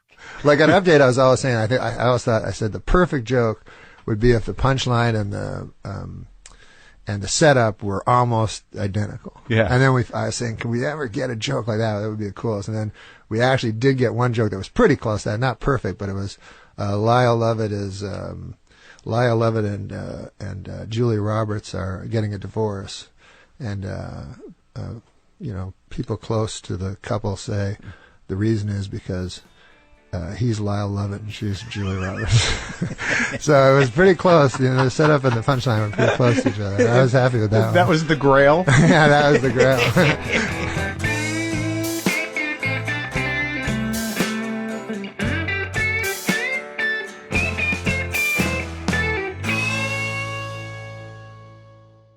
Yo, what's going on, everybody? It's your boy CV with another reaction video. This is going to be, you guessed it, Norm MacDonald. This was highly requested. Now, I don't want this to be a Norm MacDonald channel, but I'm loving Norm MacDonald's stand-up, man. And so let's keep it going just for a little bit. But this one's called Norm MacDonald and Courtney Thorne-Smith. I have no clue who that is. Late Night with Conan O'Brien. Now, before we start, I used to watch Conan O'Brien a lot, right? But I stopped watching it when he went to TBS. Yeah, he went to TBS. I don't know what channel it is for you guys, but here in Massachusetts, it was TBS or TNT. I think it was TBS. I stopped watching when he went to TBS. I started watching when he used to do that bit. I don't know if you guys remember this, but it was a bit where he would predict the future. It was like in the year 2000. Come on, man. Who remembers that? Anyways. All right, let's get this to 100 likes. We can. Appreciate you guys, man.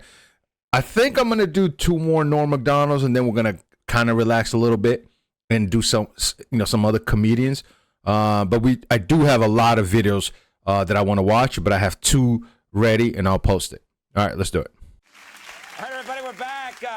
Ladies and gentlemen, for the last 5 seasons, My next guest has played Allison Parker, one of the many dysfunctional but gorgeous residents of Melrose Place. Please welcome Courtney Thorne-Smith. Skinny Andy.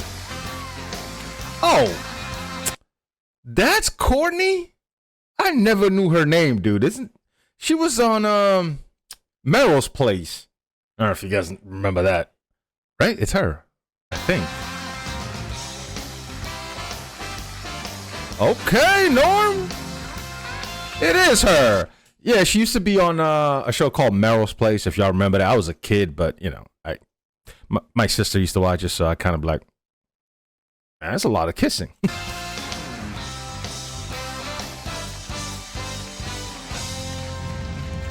She was everywhere. Norm, you're sick, and you're all over her like a bear rug. Just leave her alone. You know, because before, during the commercial, I was saying I had a huge crush on her. Yeah. And then you said you did, too. I said I did. When you were on Day by Day, I developed this big crush on you, and this whole talk show is a scheme to get you here. I liked her when she was on the Tomorrow Show with Tom Snyder. Not the Tomorrow Show, So but the Later stupid. Show. He says to me in the break, You have no idea who I am. Yeah, no, I know from that show. That's funny though that like nobody laughed at that because Conan said a real show, and this dude says, "Never mind." Show, that's all. He says to me, "Oh, I really like her. I saw her. I really think she's great. I really have a crush on her." And I said, "Where? You saw her at Melrose Place?" He said, "No, I was watching Tom Snyder, and she was on. She was a great guest." And I said, "Wait a minute, that's the show that's opposite our show. Why aren't you watching our show, pal?" Because I wasn't on it that night. All right, no, stay. We have exciting stuff. They're like to talk fighting about. for her. You've been on this show, Melrose Place, for 5 years. Yeah. 5 years. And now you're leaving. Why are you leaving? It's time. She got a strong jaw, man. Be fired, rehired, drunk, sober. I understand. know. Thank Thank you. Yes, I see. You mean you got tired of because they had your character pretty much go insane, go through all these really weird. Allison has been through so much. I was sexually harassed, carjacked, had an affair with a married man who then tried to rape me and then shot himself on the phone with me. I was drunk, sober. Well, getting sober, though, I got to have an affair. Did he do all that stuff while on the phone with you, or just shot himself? Wait, I'm curious. No, I was on the phone in the office, which makes it really awkward. All right, okay. And he was in Seattle, and he shot himself. Oh my God! While he was on the phone. I know. Yeah, and so you finally. You can't even say that today. This character can do, right? I can't do anymore. I've been married and divorced and widowed. What do we say? And it's Unalive? What's going to happen in the season finale? Can you give us a tip for all those fans out there? What's going to happen? I can't tell you. Okay.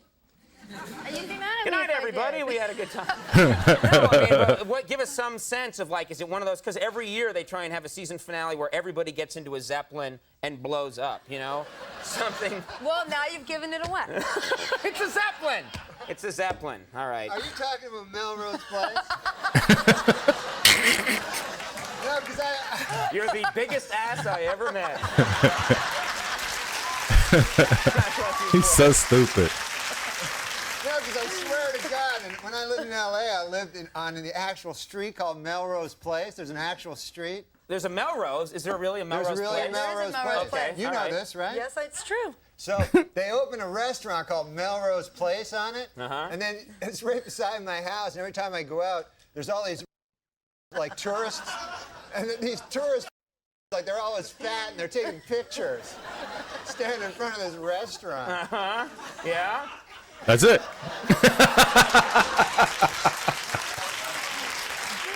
He makes it so awkward, man. Well, thanks for the help, pal. He'll get over it. You'll see. Now, I got to ask you about this because we... Shut up. That makes it all right. Well, I want to talk to you about something, because this came up earlier in the show accidentally, because I didn't know what Norm was going to talk about tonight, and it's best sometimes if I don't know. But he mentioned Carrot Top. You are making a movie with Carrot Top, right? I made a movie with Carrot Top. Okay. Carrot Top is nuts. It's not out yet. No, it's Can you not put the out yet. picture up of Carrot Top again, just so we can all see him? Oh, there it is again. Yeah. All right. Okay. Wait a minute, she left Melrose Place to do a movie with Carrot Top? That's where I'm going, my friend. This begs the question now. Why a movie with Carrot Top? Why a movie with Carrot Top? I mean, no, I don't know much about Carrot Top, you know? I don't know much about him. I'm a little jealous because he's a red-haired comedian, and I felt like maybe you'd do a movie with me first, then move on to Carrot Top, then to Ralph Mal from Happy Days. You know, sort of the three. There's an order in which you do movies with the redheads. What's he like, first of all? He's extraordinarily sweet. Nice guy. He really is, and he worked very hard, and he was adorable. And he worked with a lot of props and stuff, too, right? Not in the movie. Oh, in the movie they took his props away? Props away. That's a bad time to suddenly take away everything you know about comedy. You know, you've been using props now all your life for comedy. That's messed up. Now we're going to take them away when you make your first movie. Was he okay, though, with it? He was cool? He was great. He did a wonderful job. Do you have a scene where you and him embrace? Yeah, lots of making out. Oh, for God's sake. Nothing but making out. All right. It's like 9.5 weeks, but Carrot Top. Basically, what we were doing. Wow! I gotta check out that movie. Is it called 9.5 Seconds?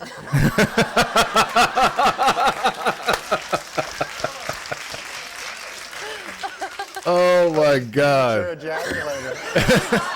You know what happened? This is what happened. You know what happened? He said 9.5 seconds, and I'm looking at him because I know there's more. And I wait and wait, and I see the glimmer in the eye, and then bang! I thought you were going to, but no. But what's the movie going to be called? I don't know why he had to explain it. Yeah, what's that? If it's got Carrot Top in it, you know what a good name for it would be? What's that, Norm? Box Office Poison. She's in it. What about my career? Courtney Thorne Smith, the girl sitting to your left, is in the movie. I'm going to go see it for Courtney. You scare everybody else away? No, I love this girl. I would see any movie with this girl in it. She's a beautiful lady and a talented, nice talk show guest. Okay. As evidenced by her appearance on our rival show. All right, well, there's this 2-hour season finale of Melrose Place. There's this movie coming out. Yes. Title undetermined at this point. Chairman of the board. Oh, all right. Do something with that, you freak. Don't ask him. I bet the board is spelled B-O-R-E-D.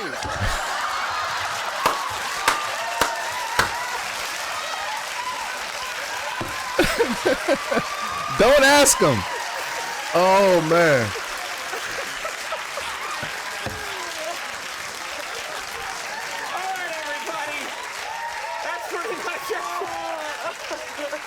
Bro, I've said it before, man. This is what I'm talking about when it comes to Norm. Like, you know, that's just random stuff, man. Like I said, that's just freestyling it, right? Like I said, man, he's like a cool uncle that you could just sit there and just listen to him talk all day, and it's gonna be hilarious. Just how he says it and how he comes up with with anything. That was funny, man. That last one was funny. I'm like, don't ask this dude. Don't ask him because he could do it. And then, wow, that was a good one, man. Anyways, man, and that's the thing about Norm, man. He's just like I said, he's just like an uncle, man. And him and obviously Conan, they do have a nice chemistry, obviously. I've never seen this, but I've watched them before, and I've always said they're just like cool together. You know what I mean? And they just bounce off each other too. So they're both just nice guys, playful. And that's what you get, man. But yeah, there's a lot of Norm requests. But like I said, I want to do a few others. Especially female comedian. There's no female comedian on this channel. Who's my favorite female comedian? Samoa. I don't know if you guys know Samoa, but Samoa is one of my favorite. Other than that, I don't know a lot of female comedian. What about the what's her name? The old lady that used to be on E. Oh my God, she passed away. Just something Jones? Something Jones. I can't remember her name, but I can see her face. Old. She used to be on E, and she didn't give a damn. Is it Jones? God, I have a brain fart right now. I can see her face. Oh my God, what is her name? Anyways, so I know her, but I don't know a lot of her stand-up. I'm only saying her because I watched her on E, the channel E Hollywood or whatever it used to be called. So that's all I know about her, but never saw her stand-up. I don't even know if she does stand-up. But yeah, when it comes to female comedians, I love Samoa. But other than that, I don't know any. So if you guys can think of a female comedian, put in the comment section below. Because like I said, man, I don't want to just do norm, even though I'm loving it. But you know, let's take a break a little bit and then we'll come back. Because I got a lot of norm requests, so we'll do it. Anyways, keep your head up. Love you guys as always. Till next time. Peace.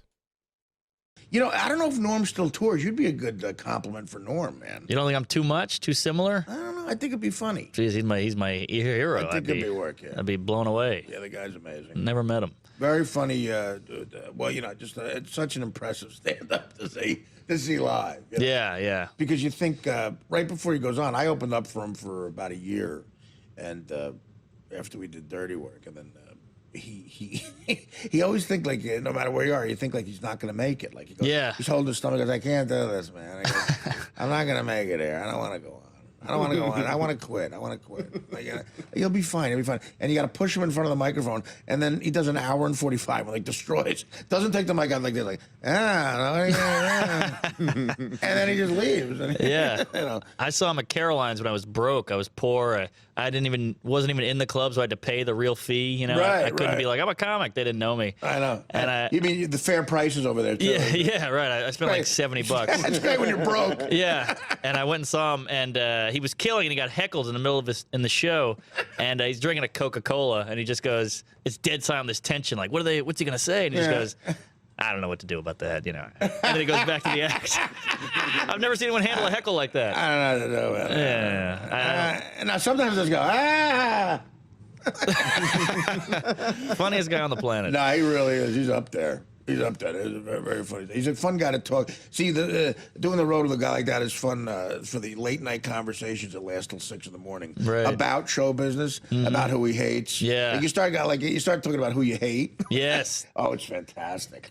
That's the funnest stuff. Oh, and who sucks and who you hate and this and that and the other thing, and then of course you pass out. Mm-hmm. I was on stage recently. I did a racial slur in my set, and in my defense, I didn't even know it was a racial slur. But can we all agree that the gentlest of the racial slurs has got to be Chinaman? I mean, come on, he's from China, he's a man, not so bad. To me, I think the names of Chinese restaurants sound a lot more like racial slurs. Let's try some. You know who can't drive? Those fucking panda kids. They cannot drive at all. And listen to this, one of those golden noodles just moved my apartment. They've been right next door to me. They're one big happy family. Those guys really burned me up, those lucky dragons. One time he came in, man, and he said to me, can I do 5 minutes? I say, can you do 5 minutes, you Bob Hope? Is he Chinese? I know, I can't do him. Every time I do him, people say that sounds like a Chinaman. And I go, that's not a nice thing to call Asians. You know? Why do people do that? But as an epithet, though, don't you think Chinaman is the least offensive? I do. I Man mean, from China. Unless it's a woman, but... Yeah. But then you'd say Chinaman woman. Chinaman woman. But it's literally man from China. I couldn't agree more. I'm not. Because as racial, I should say, epithets go, that seems to me to be the least offensive one. Because it's literally man from China. I know. I know. I think Chinaman is it's okay. Except if it refers to all Asians. Yeah, that's the problem. Do you know all the racial things against Asians? Yeah, can you tell me them? Well, I love when Guy Aoki got mad at me one day. Why? He's the head of the guys that get offended in terms. Because what about this? If you say Asian, right? Then that's everybody from that entire continent. It's more specific. Meanwhile, Chinese hate Japanese. Well, I mean, you're now one. Okay. Well, I mean, they raped their Nanking. I didn't see it, but I heard about it. You don't forget that. Somebody rapes your Nanking. Why isn't that in USA Today? Yeah, it's in USA Today. I'm sorry. We had this guy in France, a TV host, who would set you up for the joke, but almost tell the joke, but like everything, the whole thing, you know? So, God, so you don't like it when you go skiing and someone is behind you, but the whole thing, and then there's nothing left. Yes. So, right. We have that guy too, Byron Allen. I don't know. Oh, but that guy, seamless to get you into a bit. Yeah. I'm telling you, I'm like, how does he know I went scuba diving? This guy. Yeah. He has that famous Norm sketch, or Norm was on his show, Norm MacDonald, and he goes, "So Norm, I hear you're getting older." And Norm goes, "Yeah, we all are." But he thought he was going to set him up for a big bit. He's brilliant, Byron Allen. He had that Comics Unleashed. You ever do that? Oh, you couldn't be more leashed. There's nothing. It's not like there's nothing unleashed about it. It's not like you would have like Lenny Bruce on and like. And he has no segue. So this is what he said to John Lovitz one time. He just turned to him from, he's talking to Schimmel, and then he goes to John Lovitz. He goes, "Now, John, I understand you're growing older." There's a new 24-hour cable TV channel now. It's called Fish TV. The channel shows a giant aquarium of fish 24 hours a day, except from 2 a.m. to 3 a.m. when it shows the Byron Allen Show.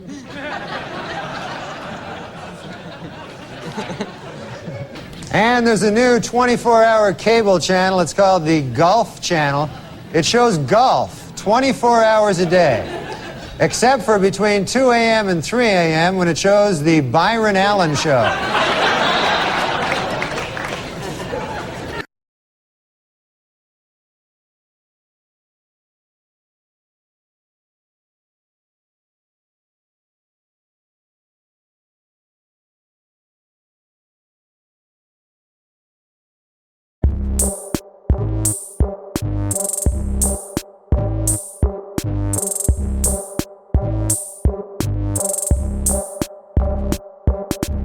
Hi guys, welcome to Office Blokes React. I'm Office Bloke Dave. I'm Office Bloke Mike. Office Bloke Daz. Collectively, we are the Office Blokes. Yeah. Desperately trying not to make a joke about what we were just talking about. Best not, yeah. Fighting the urge. Keep it back.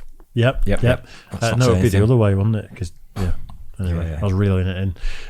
We are the Office Blokes, and we have a Patreon page. The Office Bloke Mike is desperate to tell you about. Go to patreon.com and put in Office Blokes React. We've got loads of tiers there, starting just £1.50. We've got a Discord server, we've got block content, we've got a weekly exclusive podcast as well for patrons only. So why don't you go on there, support the channel, check it out.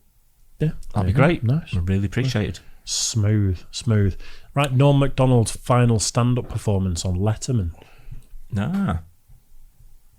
We did. Should be good then. We did some stuff. Him joking about COVID in a club, didn't we? We did. Yeah. And I think he's like. I thought that was the last one. I think this is just his last one on TV, TV maybe. Right, okay, yeah. Because the footage was a bit crap of the other one we did. It wasn't the best, was it? Yeah, but by all accounts, knew he was ill for a long time. Mm-hmm. Didn't tell anyone and just cracked on, just doing what he did. Yeah, the only problem with Norm MacDonald is, and his stuff is not many really good videos. That's true. Crystal clear. Yeah, you mentioned before. Yeah, a lot of it's very hard to get good footage. Yeah. If anyone knows of any links to good videos of Norm MacDonald, and what we mean by that is video quality. Not his jokes. Because he's a funny guy. Yeah. He gets on Letterman, it'll be a decent quality video, shouldn't it? Yeah. Hopefully. Well, let's do it. Norm MacDonald's final stand-up performance on Letterman.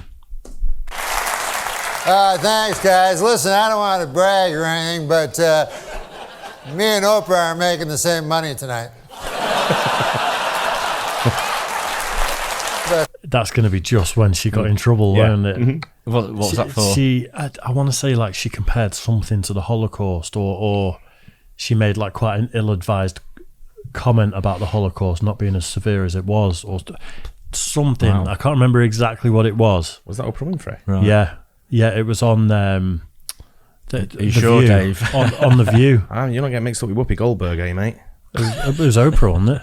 I think it was Whoopi Goldberg. Was it Whoopi Goldberg? Are you sure? Yeah. Are you just trying to throw me under the bus there?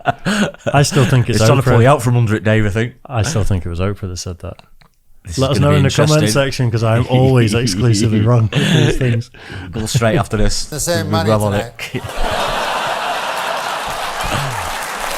But the show has loosened up considerably. I noticed I was watching Oprah and Dave talking about weed and booze. I don't do either of those. The hardest drug I ever did, LSD. And I remember I was a kid, I was like 16, and I remember they warned me, they said, hey, you gotta be careful with that LSD on account of you can get a flashback. 10 years can go by, 20 years, 30 years, and a flashback will happen. So I thought, hey, that seems like a good deal. You tell me I buy a drug for $5, I eat it, I get high, and then 20 years later I get high again?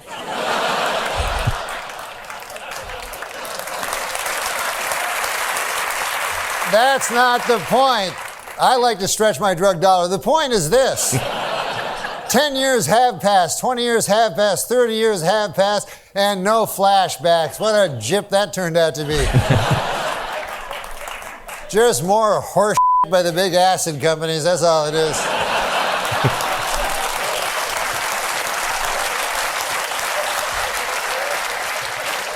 But I can't believe it's been a quarter century since I made my television debut. It was all different back then. You know, it was back then, I remember if you wanted to take a picture, you would use a camera, not a telephone. As a matter of fact, if you used a telephone, people would look at you odd.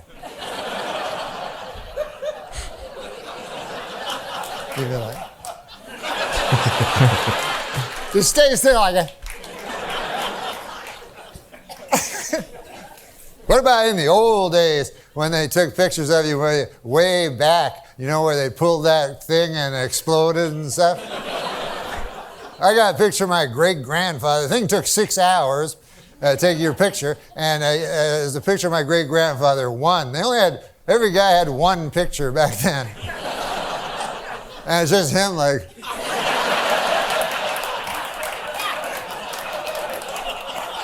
I gotta get back, feed them hogs. Who's gonna feed the hogs? Somebody gotta feed them hogs. Now, in the future, of course, it'll be different. 50 years from now, people will be going like, hey, you want to see 100,000 pictures of my great-grandfather?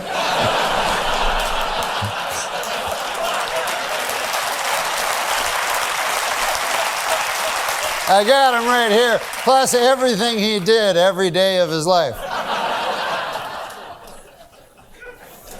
Hey, this occurred to me today. ID, which I had to show it again. There's a strange abbreviation when you think about it. I is short for I. And then D is short for dentification.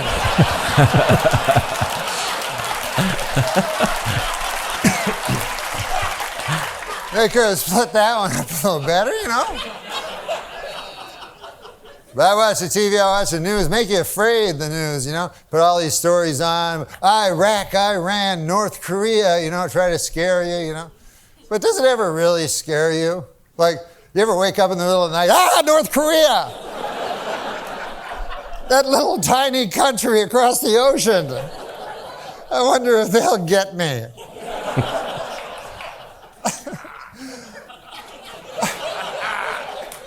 Plus, didn't MASH settle that like 20 years ago? Why'd I have to watch that stupid show? There is one country that worries me, though. Not Iraq, not Iran, not North Korea. The only country that really worries me is the country of Germany. I don't know if you guys are history buffs or not, but...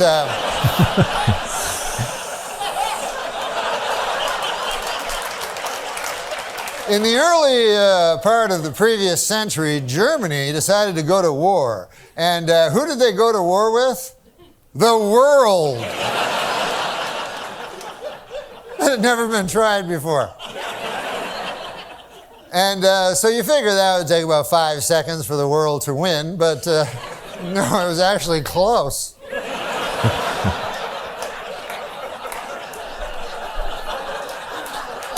Then about 30 years pass, And Germany decides again to go to war, and again it chooses as its enemy the world.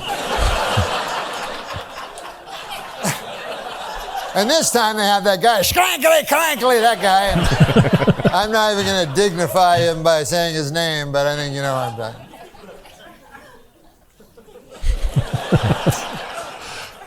But you'd think at that point the world will go, listen, Germany, here's the deal. You don't get to be a country no more on account of you keep attacking the world.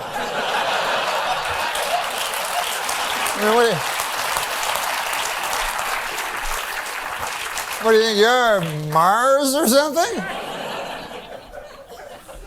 Anyways, listen, folks, this will be my last time on the David Letterman show, I understand.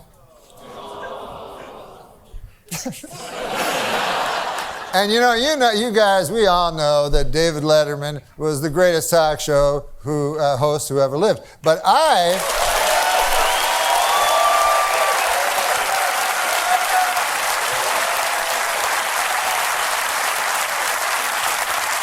remember Dave differently because the first time I saw him, I was 13 years old. I was living in...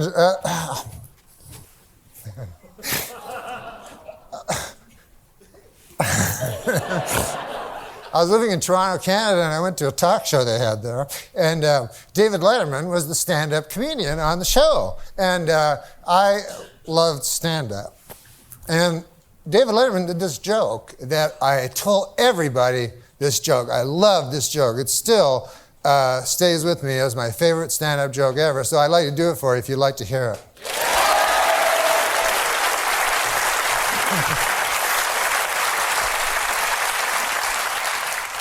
He goes, I was on the street the other day and I saw a garbage truck, and on the back of the garbage truck there was a small sign that said, "Please do not follow too closely.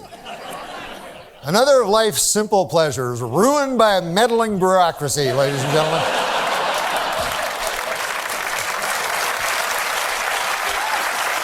You remember the old days when Dad would pile the kids in the station wagon and we'd all go out and follow a garbage truck? So anyways, I'd just like to say, I know that Mr. Letterman is not for the mawkish, and he has no truck for the sentimental, but if something is true, it is not sentimental, and I say in truth, I love you. Oh my God. Actually, legitimately emotional. Very funny, Norm. And thank you. Thank you for everything. Thank you. Norm MacDonald, ladies and gentlemen. That was very sweet, Norm. Good night, everybody. Yeah, very I thought emotional. that just towards the end when he was talking, he kept putting his hands up when he was talking about when he was in Toronto. Yeah, I wasn't And sure if it was a joke or not. Or No, anything. it looks legit. That, I thought. Yeah, it looks definitely legit. Do you think he knew he was dying at that point? Possibly. When did Letterman retire, or when did he? Not sure. I think he probably knew.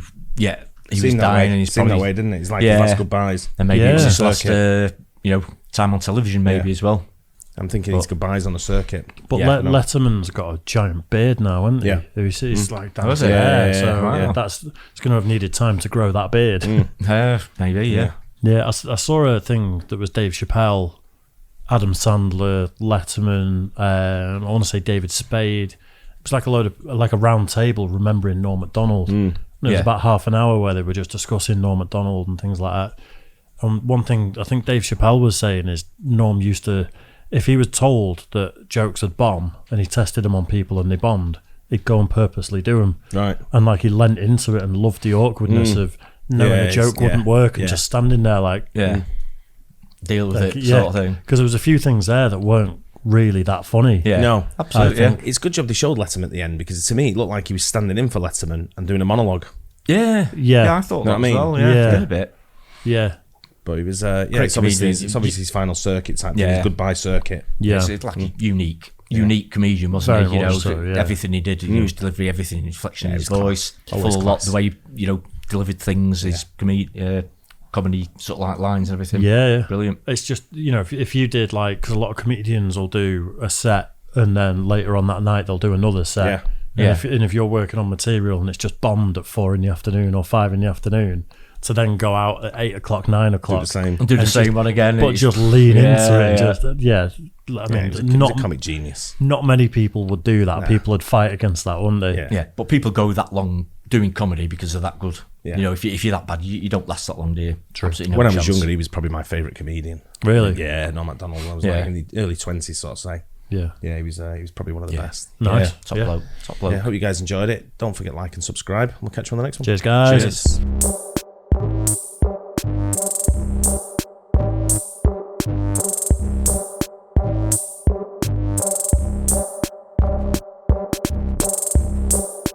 What's up, guys? Welcome back to another episode of Julie Reacts. On this episode, we are reacting to Norm MacDonald moth joke. You guys have suggested this. You guys love watching me react to this guy. So let's see it, shall we?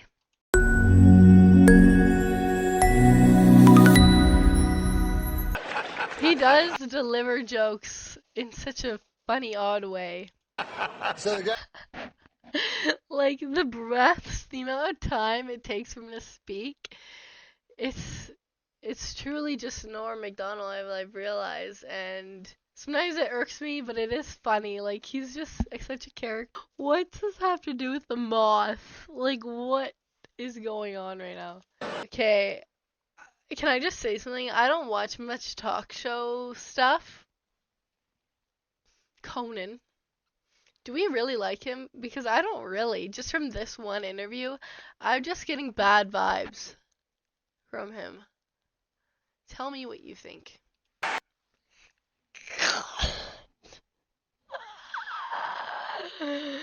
Oh, guys. I love it. Like, so long for that ending. I love it. Hey, he can't say that shit, because a lot of Norm's jokes are like that. Like the one I just reacted to, the Janice one.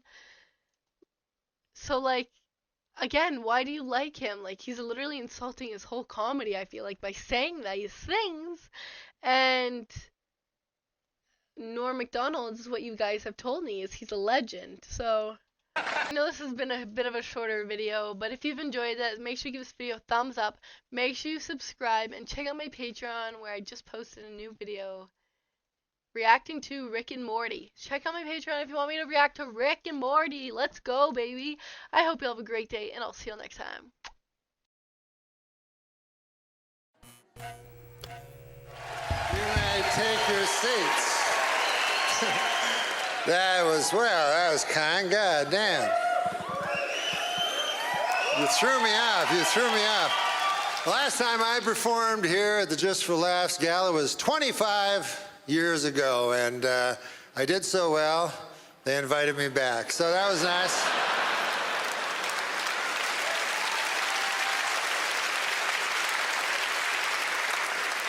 I love Montreal, my God, and call me an eternal optimist, but I really believe in my heart that this is the year that the Expos are finally going to win it all.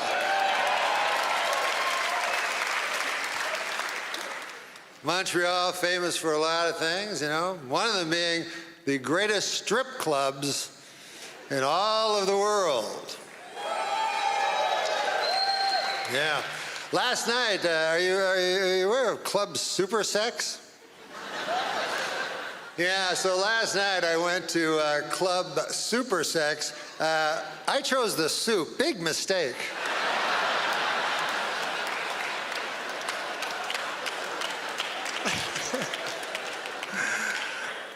Hey, big election coming up, and in Canada, this is the difference in elections in America and Canada, is elections in America mean something. You vote for the wrong motherfucker, the world blows up. I don't need that on my hands. Whereas Canada, it's always like, well, what's your view on the bridge? I say keep as it is. I don't think they need to clean that up. That's fine.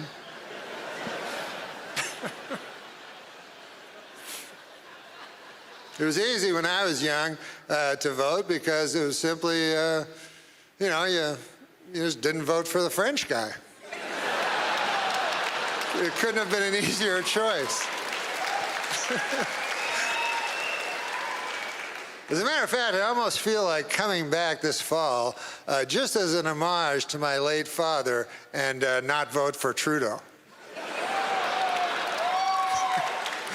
My dad did not like Trudeau. Trudeau was my hero, though. I loved him, And since I've come back, I've been watching the news and everything. I've been seeing Justin, And I thought, by God, this Justin kid, he must be brilliant because his father was Pierre Elliott Trudeau.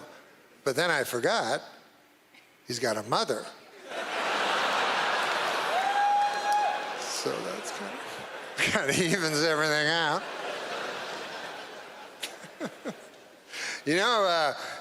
What's also different in American and Canadian elections? In America, you get to vote for the President of the United States, and in Canada, you vote for some motherfucker who lived down the street. In your riding. Whatever the hell that is. So then, that guy, he goes to the House of Parliament, and he's like, oh, wow, this is big. And then the speaker's like, all right, well, what are we going to talk about? Anybody want to bring an issue? And then your guy's like, yeah, our bridge ain't looking too good. The speaker's like, what the fuck are you talking about? I go, no, I'll sit down. Sorry about that, Anyways, hey, how about that Caitlyn Jenner, huh? I personally have great admiration for Caitlyn Jenner because, back in the year of our Lord 1976, when I was a teenage boy, I saw Caitlyn Jenner here at the 1976 Olympics. She went by the name of Bruce back then. And she won the decathlon. And this is what I think. I think what a wonderful time. You see, it's all timing, And now imagine how great it would have been for the transgender community if, when awarded that gold medal, Bruce Jenner said, hey, I'm a lady. And people go, God damn, the greatest athlete in the world is a lady. Would have really vaulted it, but no, he waits.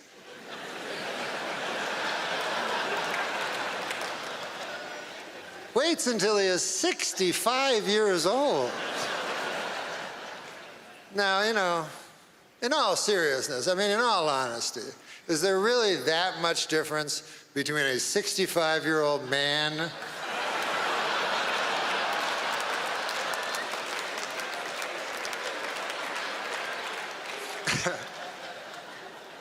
Well, I hate to bring it up, the elephant in the room. There's no elephant in the room, by the way, don't panic. What if there was an actual elephant in the room? I'm like, I don't want to bring up the elephant in the room. Yeah, no, go ahead. No, seriously, yeah. I think I should bring up there's an elephant in the room. No, go ahead. No, the elephant in the room, of course, here we are at a comedy festival. And of course, this was the year of Bill Cosby. And this was tough on me as a comedian. And I'm sure on many of the comedians you'll see here tonight. Because, you know, there's a trailblazing comic, Mr. Cosby, you know. And I remember growing up and listening to albums of his with my dad. And by God, I loved him, you know. And I tried to emulate. Really loved Bill Cosby, you know, and so to have this happen just made me so sad. You know, a friend of mine said to me, he said, Norm, you know, the worst thing about it is the hypocrisy. And I said, I don't think that's the worst part.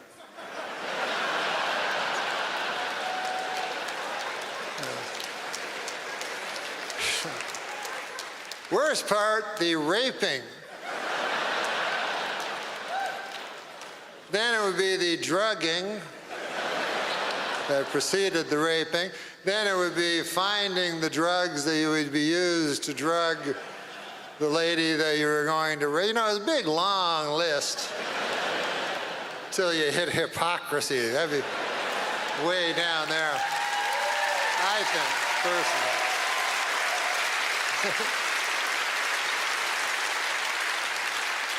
As a matter of fact, I would venture to guess, and I don't know, I have no empirical evidence for this, but I would venture to guess that most rapists are hypocrites.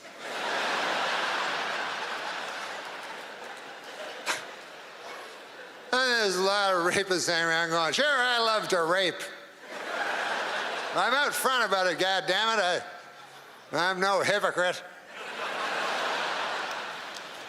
So anyways, that is how I feel about Bill Cosby and hypocrisy. I feel that it's just, you know, it doesn't come into the equation at all.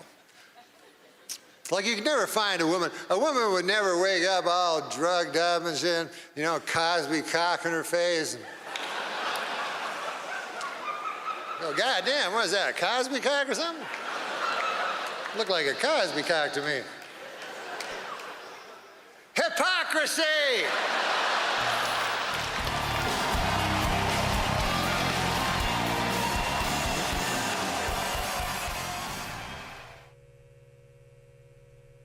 Hey everybody, we're back. Here with Norm MacDonald, and you were talking about going to the cat hospital or the pet hospital in the last segment. I understand you actually had to visit yourself. Yeah, the hospital. I went. What happened was on the show, on the Saturday Night Live show.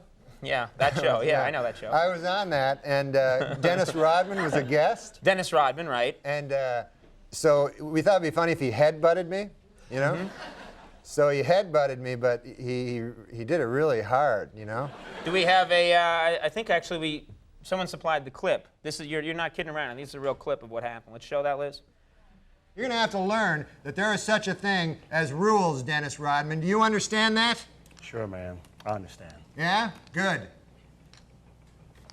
Wait a minute. It did look like he. You heard that? You hear that dull thud of like skull on skull. Yeah, it really. Yeah, and I don't have like a strong head. I haven't been working it out lately. Really? But he has like an athlete's head, you know? But no, beforehand he said, like, I said, hey, don't hit me with your head, or no, you know, don't really hit me. And he goes, no, Al. He goes, he had this thing where he was going to put his thumbs, and as soon as he touched my thumbs, I go back. And then he got all excited and headbutted me. So, like... So did you feel him, like, pull the thumbs back, and then real head was coming in at you? And so I, like, blacked out for, like, a minute. And then the next day, I had this huge headache, so I thought I was going to die, you know? And so I went to the hospital. I went to I don't want to say the hospital, but I went to this hospital and to emergency, you know, and they're all like, they're the craziest guys in emergency, all like crack. Everybody's on crack. You know? Every emergency is a guy on crack. Yeah. So I went in and they go like, hey, how much crack do you have, you know? And I go, I'm not on crack. And they go, what happened? I go, Dennis Rodman headbutted me. On the TV. He headbutted me on the TV. So they go, yeah. Right. How much crack, Yeah. So what happened? Anything wrong?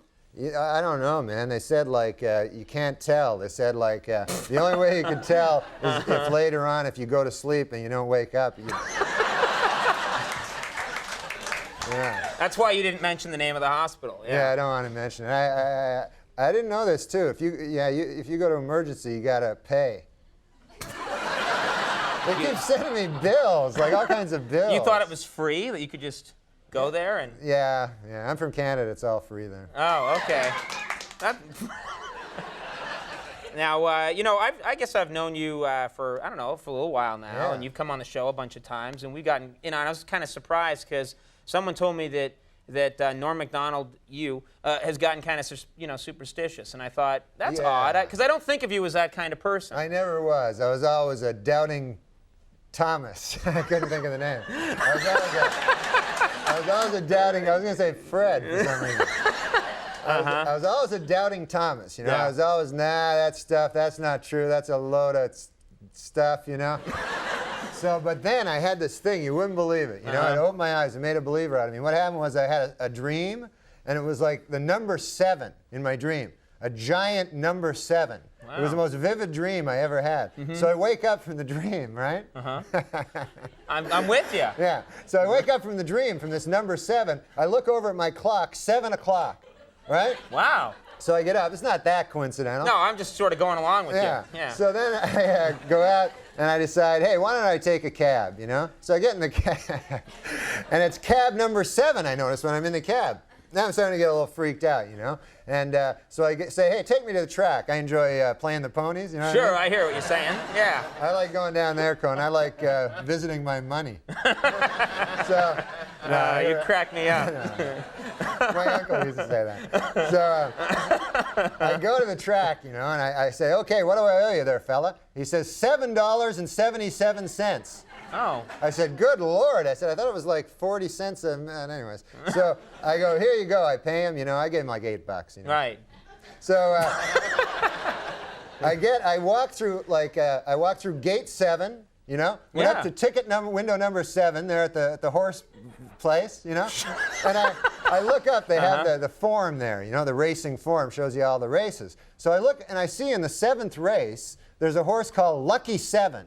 And he pays 77 to 1, you know? So I say, to hell with this. I say, I'm going to pull out all my money. I pull out all my money. I had like $700. Wow. Pull it out. I said, put this all on Lucky 7th and the 7th, you know? I go watch the race. Damn if he didn't come in 7th. That's incredible. What an amazing story. Well, that's an incredible story, Norm. I'm sorry about cursing. I forgot that. That's all right. We're on cable by now, I think. Listen, let me tell everybody where you're. The Saturday Night Live this weekend's a good one. It's a rerun, but let's get real excited about it. John Goodman and Everclear are going to be on that show. Yeah, they're great. People should check that out. And Rita Rudner, the Sonny Burgess and Rosie Flores combo coming up. Norm MacDonald, thank you very much for doing it. We'll be right back. Stick around.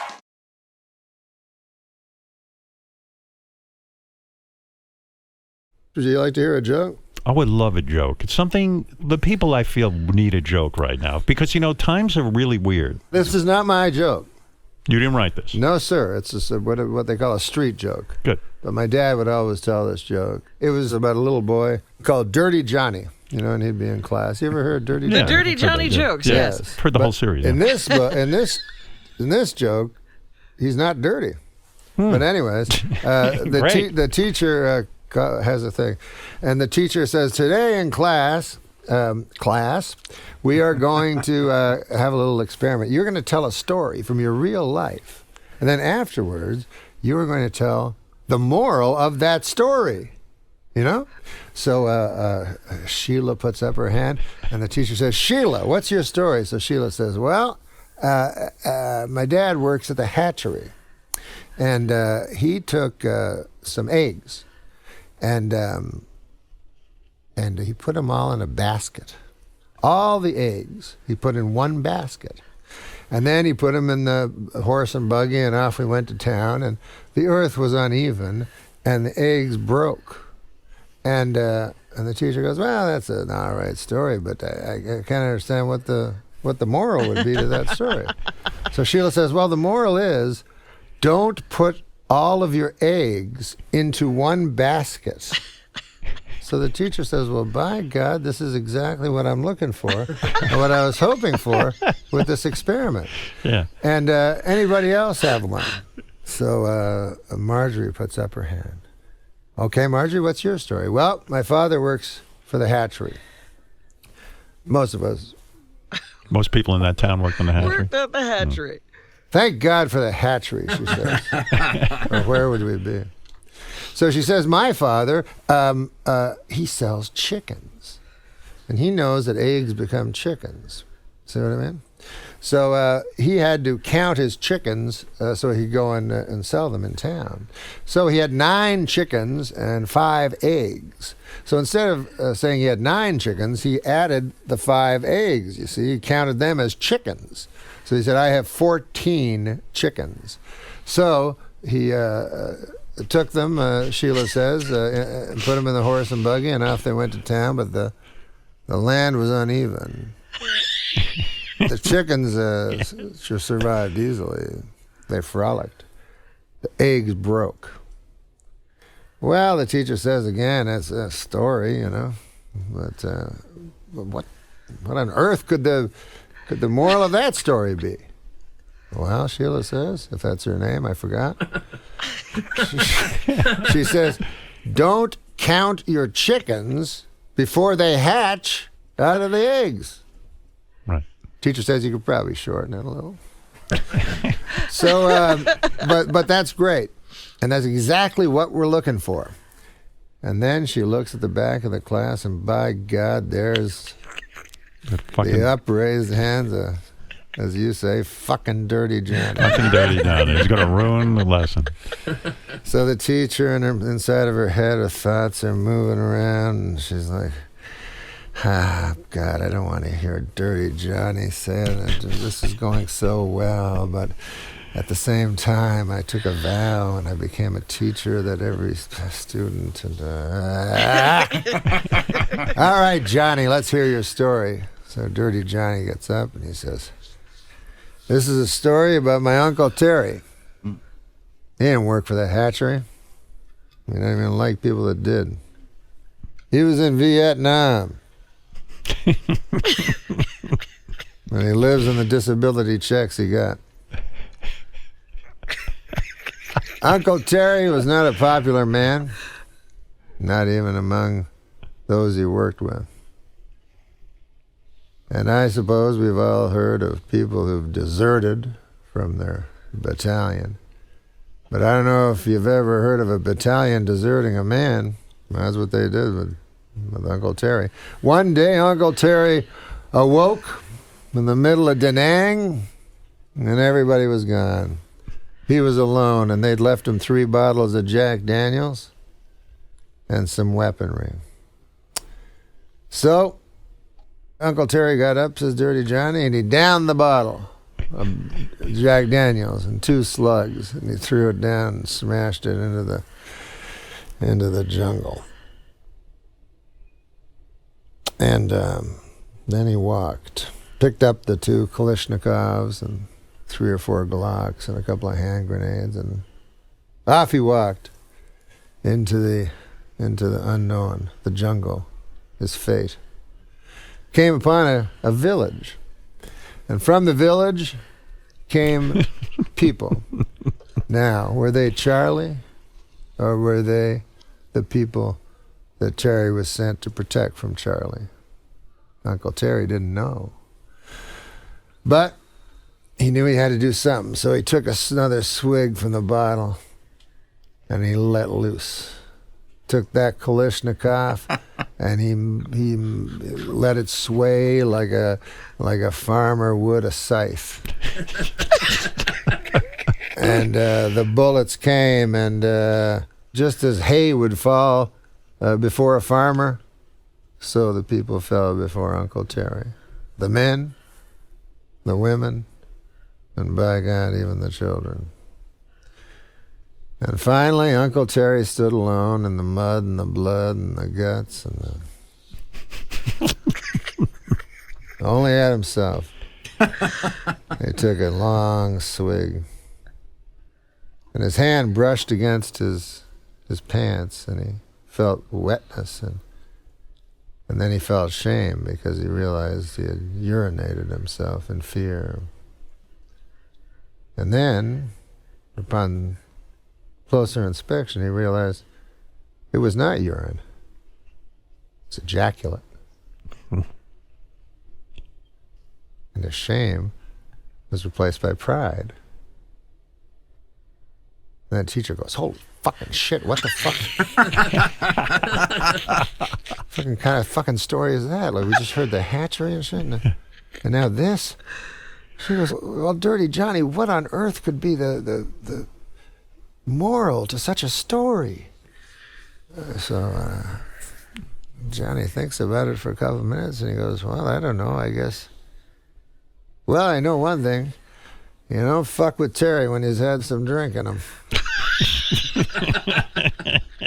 And he's uncorked the jug. You stay away from Uncle Terry. And he doesn't like anybody that works at the hatchery either. You remember that.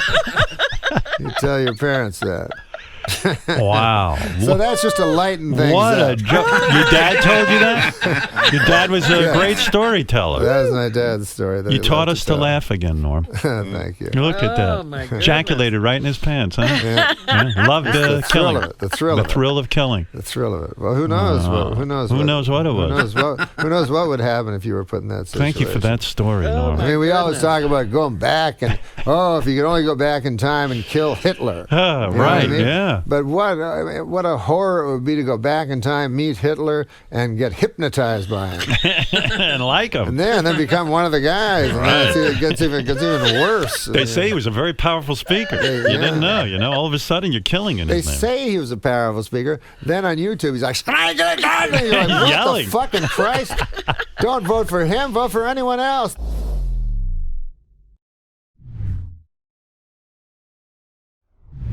It's not just the booze talking. I think I really am relaxing. It's the Xanax, the Prozac, and the booze talking.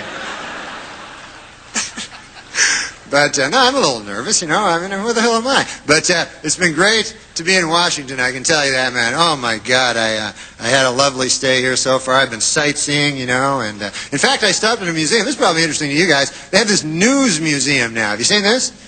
It's a museum that's dedicated to broadcast journalism, and they have all sorts of, tributes to Edward R. Murrow and such, and they have this one fascinating place. It's a kind of an interactive display, and visitors, what they can do is they can appear on camera and pretend that they are real journalists, So far it's been visited 20 times by Matt Lauer, but...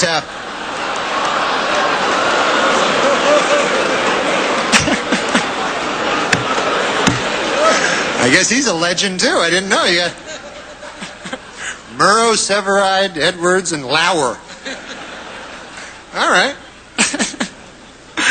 And also today I took a visit to the White House. For any of you who haven't taken a visit to the White House, unbelievable. So, awe-inspiring and, very lot of rich in history, so beautiful, Although I did notice a kind of an odd sign on the president's desk. It said, the yen stops here. Have you seen it? What the hell's that mean?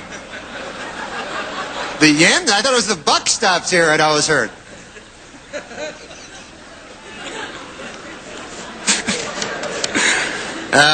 Of course, they say the White House is haunted. Did you know that? And I thought this was kind of sad. I heard last night that President Clinton charged Abraham Lincoln's ghost $10,000 to sleep in his own bed. So that doesn't seem right to me, I mean...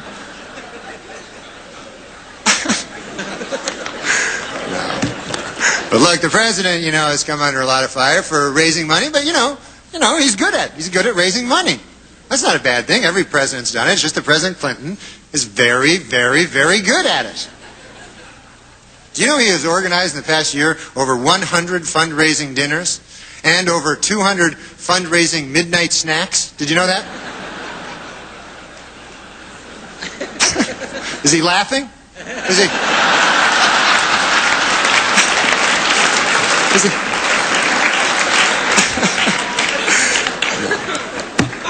No, but Mr. President, seriously, I know you've had to work through a lot of distractions in doing the business of running this country, and I just want to say, that I implore you, stay focused and do the job, and try to remember, that Rome was not built in a day, I mean, just ask Strom Thurmond, he'll tell you.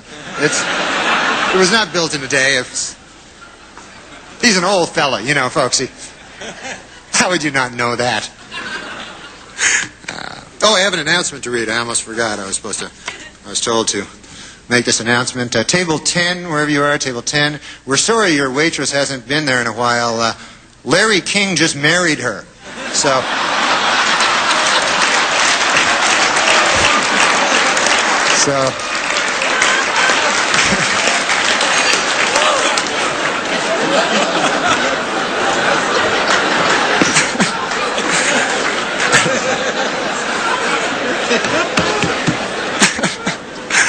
I have to say, though, this is an incredible thing for me. I'm just a punk, and yet here I am, I can't believe I'm speaking in a room. I'm standing in a room here with the most powerful man in the country, Alan Greenspan, and it's a little amazing to me. It's a little, Of course, that's the big story in here in Washington is the recent marriage between NBC's Andrea Mitchell and Alan Greenspan, who is 71 years old. And this is sweet, I didn't know this. They wrote their own vows, She promised to love, honor, and speak into his good ear. So that was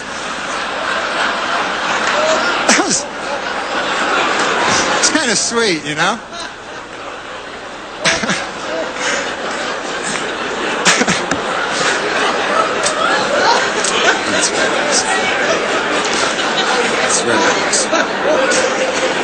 The newlyweds are going to spend their honeymoon in Mexico, and I thought this was sweet. As a gift to his new bride, Alan Greenspan just devalued the peso so that that'll be nice.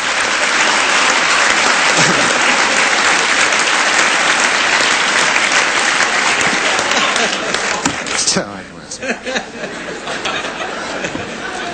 little bit more of my coffee. Anyways.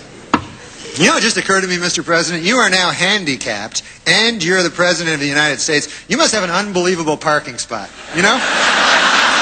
That's...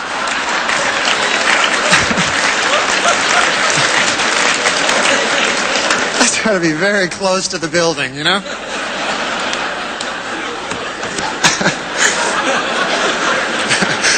But, you got to hand it to the president. His injury is not holding him back from doing the business of the nation. In fact, he just nominated Major General Claudia Kennedy as the Army's first female 3-star general. And I think that's great. She's doing a great job. Apparently, the only thing she's having trouble with, she's having difficulty figuring out how to sexually harass herself. She doesn't know how to.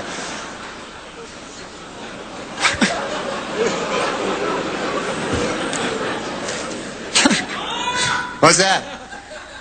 Guy yells my name for no reason. I have another announcement to make. Is that what you're telling me?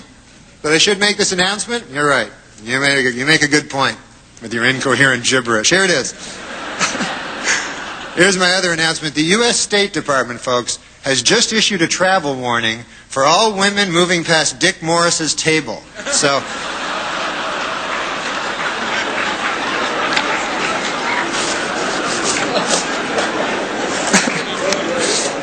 I don't know. Well, that's about it for me. I just want to... How about this Heaven Gates call? This is what everybody's talking about. It's unbelievable. And it really is a sad story, and it's hard to comprehend. I mean, think about it. Who in their right mind would believe that you get into a spaceship behind a comet by castrating yourself and committing suicide? I mean, other than Pierre Salinger, who on earth would believe...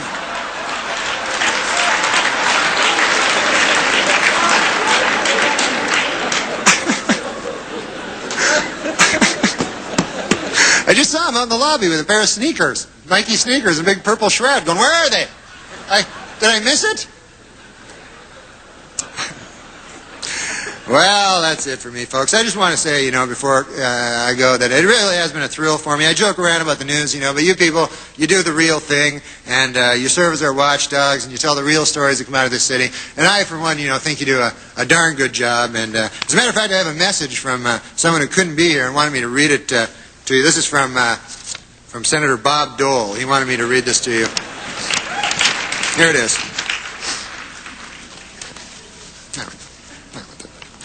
This is it. This is from Senator Bob Dole. Ladies and gentlemen of the press, to hell with all of you. You cost me the damn election. You can kiss my ass, every last one of you. Thank you, folks. Thank you very much.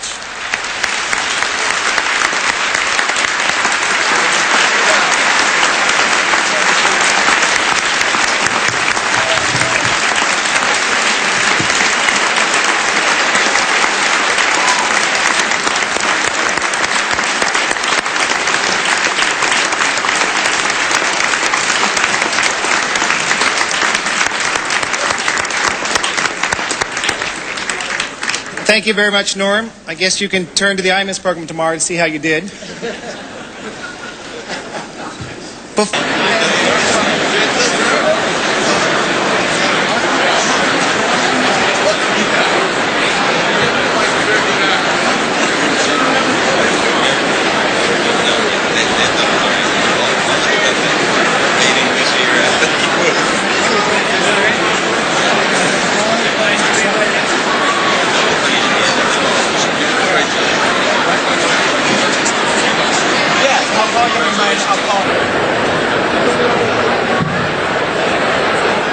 C-SPAN will re-air the Radio and Television Correspondents Association dinner this weekend. Check our schedule hotline for programming times. Today we'll bring you President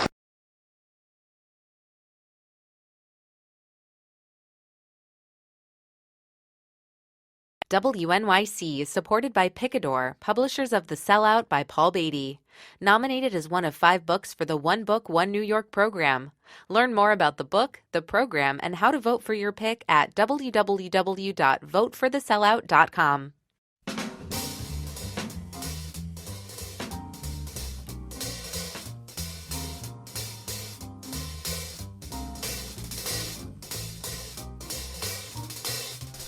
Wild, dangerous, and completely unbelievable are just a few of the ways based on a true story. A new memoir from actor, gambler, raconteur, and Saturday Night Live veteran Norm MacDonald has been described. Mr. MacDonald's dry sense of humor established him as one of the most beloved and controversial anchors of Saturday Night Live's Weekend Update, and as his book's title suggests, based on a true story, is much more than a memoir. It's a Hunter S. Thompson-inspired epic of the comedian's life, including classic jokes and long mythologized Hollywood stories, with guest appearances from Chris Farley, Rodney Dangerfield, Sarah Silverman, Adam Sandler, and many others. I'm very pleased it has brought Norm MacDonald to our show today. Hello. Hi, Larry. How are you? I'm well. You talk about how the process of writing was not something that you really liked. You found it grueling. So what led you to even try to write a memoir? Well, what happened was I was in a hotel room in Edmonton, Alberta, and my manager told me to look at my Wikipedia, and I looked at my Wikipedia, and somebody had changed my Wikipedia, and I was dead in my Wikipedia. And I had overdosed on morphine, which is some 19th century kind of drug to take, in the very hotel room that I was reading this. And so I chuckled as you did at first, but then I didn't. Then I got frightened because I knew that one day that would be true, you know. And what, that you die of morphine, or no, just that the tenses change. Mm-hmm. Is becomes was, and does becomes did. And so I thought, well, one day in the future, when Norm MacDonald was, that will be what's left. There's a page on Wikipedia. So I said, I want to tell my own side of the story, and not just a series of facts, which I suppose is what a person's life is a series of facts. Well, based on a true story, when we see that at the beginning of a movie, we know a lot of license has been taken. Well, yeah. I mean, I think, though, if you base something on... it's not really based on a true story. It's based on facts, but it is true.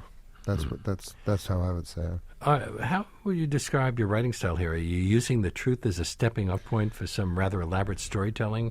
And how does this kind of writing differ, or is it the same as what you do when you're doing a stand-up?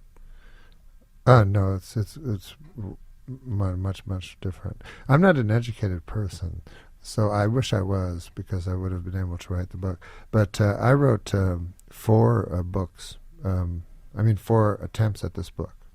Not 4 drafts, but 4 entirely different books, until I came upon this one that I think works. Well, you told the Washington Post. Maybe doesn't. I don't know. I can't imagine how anyone likes to write a blanking book. I couldn't hate it more. Yeah, I hated it. I hated every moment of it. Through much I liked writing the end. Those 2 words. Through much of the book, you drink and do a lot of drugs and gamble. And yes. Are those things that you do on a I don't do them day-to-day now. life? No, sir. I don't do any of them, but I did do them. Yes, I did do them a great deal. I didn't enter show business until late in life, and before that, I was sort of a criminal. I had criminal. Yeah, I was a criminal, I suppose. You engage in illegal activities? Yes, sir. I did. Wow. Like what? I would sell drugs. I would break and enter. Anything to... Statute of limitations, anything to survive. You know, I was just trying to survive. I had no money, and I was only 14 or 15 when I left home. So this is in Canada. This is in Canada. So you do what you have to do, and it's not immoral. You know, there's nothing immoral about it. But we would. I remember we would steal electric typewriters. This is how long ago it was. And we would smash the window, and the alarm would go off, and we'd grab electric typewriters. And we used a cab.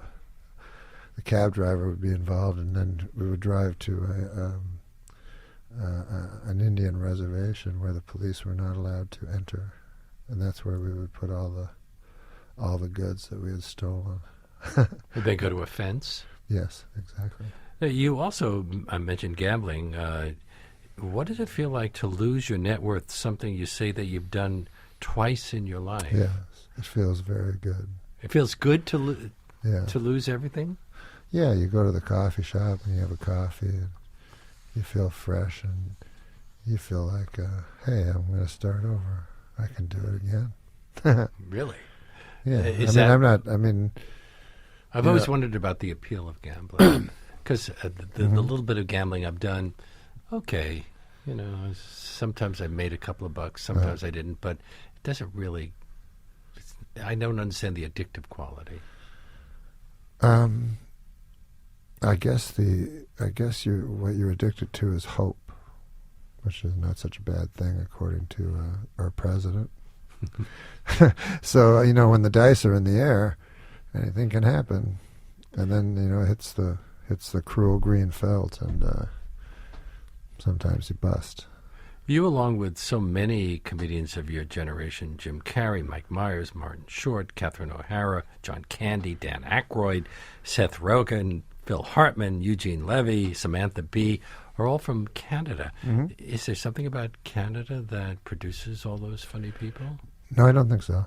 I think it's probably, we have 10% population of North America without Mexico, whatever that's called.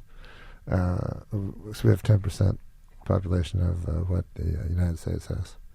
So I would say it's probably, you mentioned 10 guys, I could probably mention 100 Americans. Really? Well, but those are some of our favorites.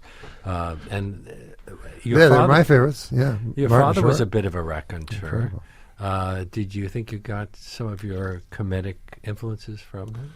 Yeah. Well, we lived a rather bleak existence when I was young. We lived on a farm that was sort of obsolete and was just barren, rocky soil. So. And there was all those old men around, and but they were always happy and funny, even though their existence seemed bleak. That's why I was so attracted to Russian literature, because I saw all the people I knew in those books, Like, we're talking about. Like Shmedyadkov or Raskolnikov? Like just Gogol and the absurd guys. The absurd, yes. My guest is Norm MacDonald, who's written a book called Based on a True Story, a memoir.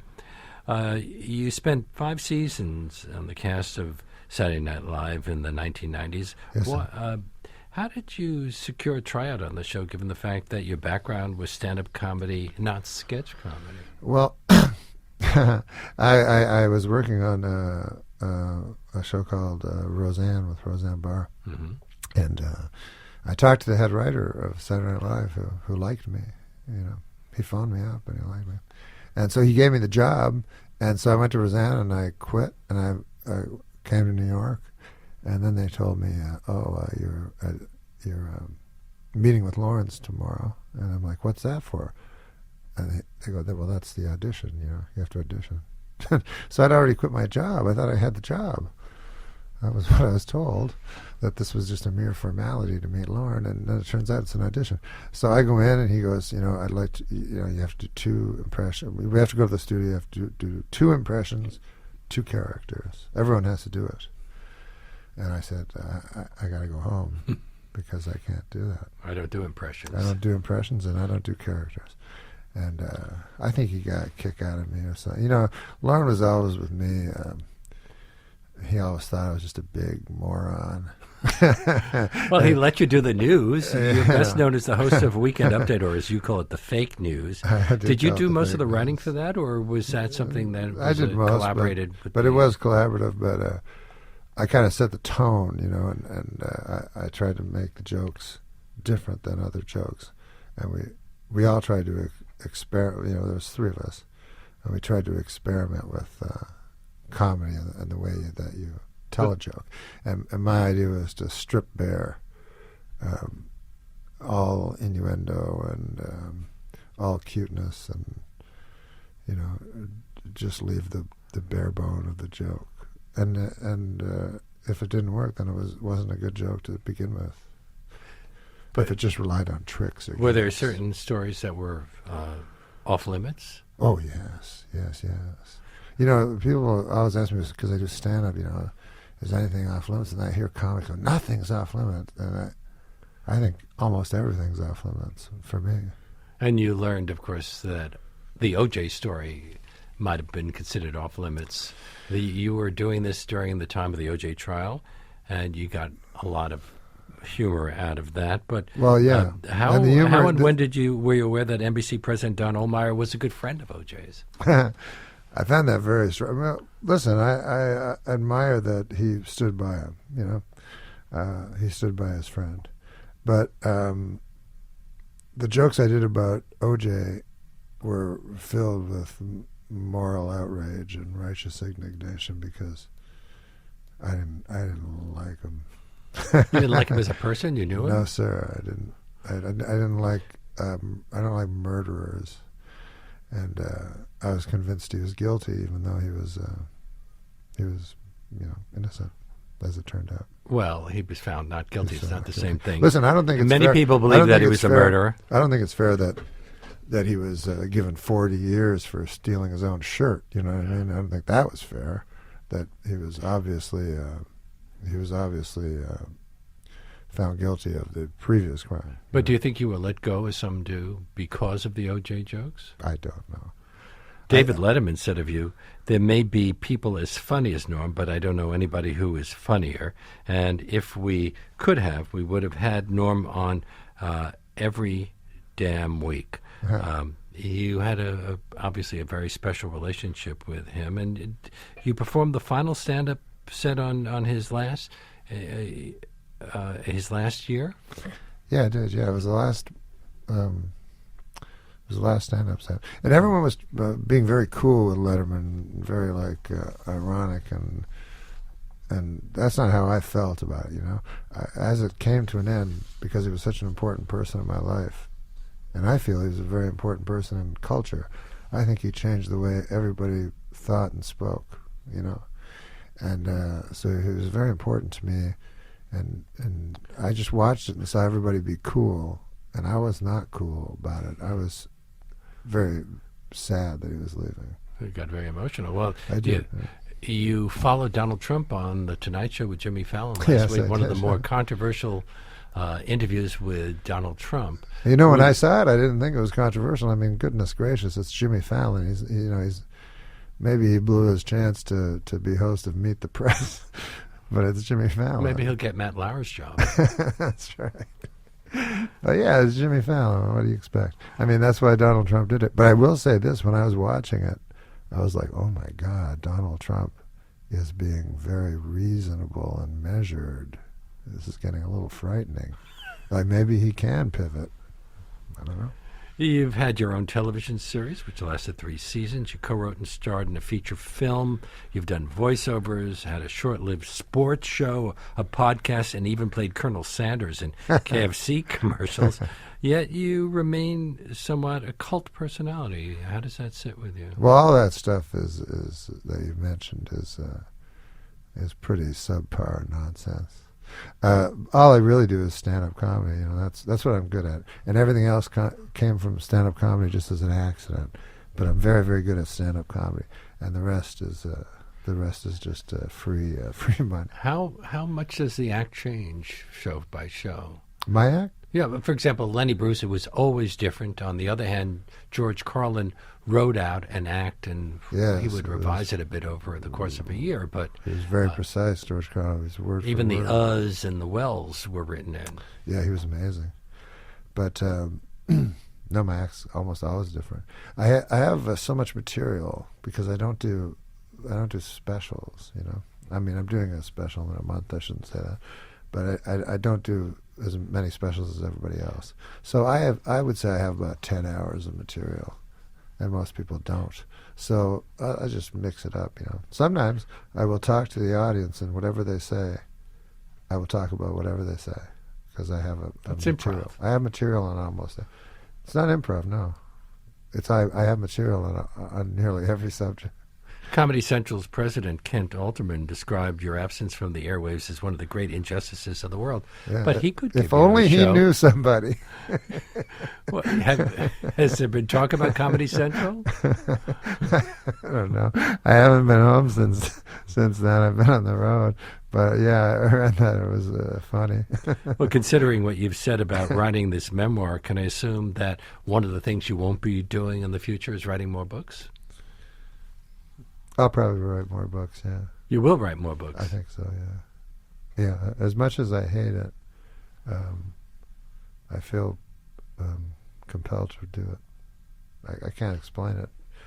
But once I started writing a book, I knew that's what I should be doing.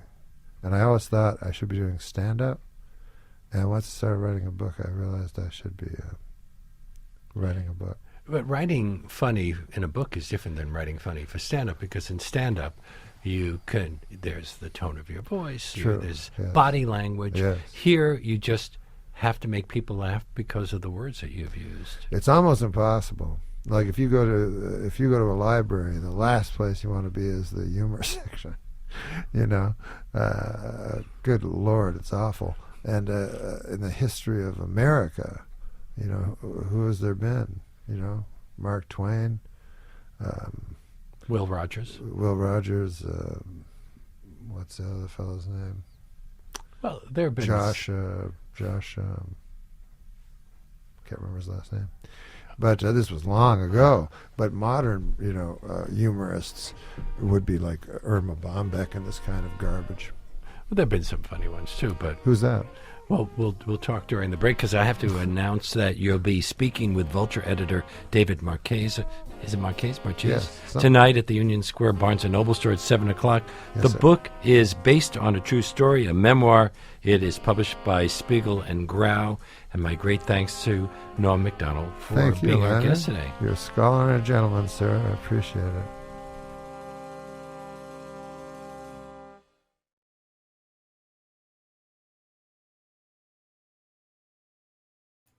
Hey folks, how's it going? I'm Josh. I'm Taylor. Gonna be reacting to what, young lady? Norm MacDonald loses his sponsors. A lot of people have been asking for this, so we're gonna hop into it. And I've been itching for some more Norm anyway. Mhm. Definitely have been. So let's hop right into it. Did I get this? Well, we also have to take a break. Are you kidding me? It says it right on the monitor.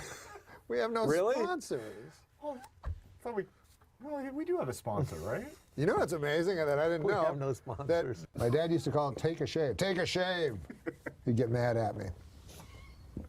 But anyway, Why didn't you shave? but it's a fantastic. Why didn't you shave? I didn't shave because I wanted to do this commercial and show, you know. Or do you like that look?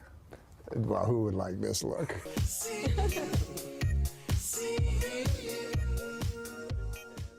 I want you to sign up for Dollar Shave Club by going to dollarshaveclub.com/Norm. You will get high quality razors sent to your door.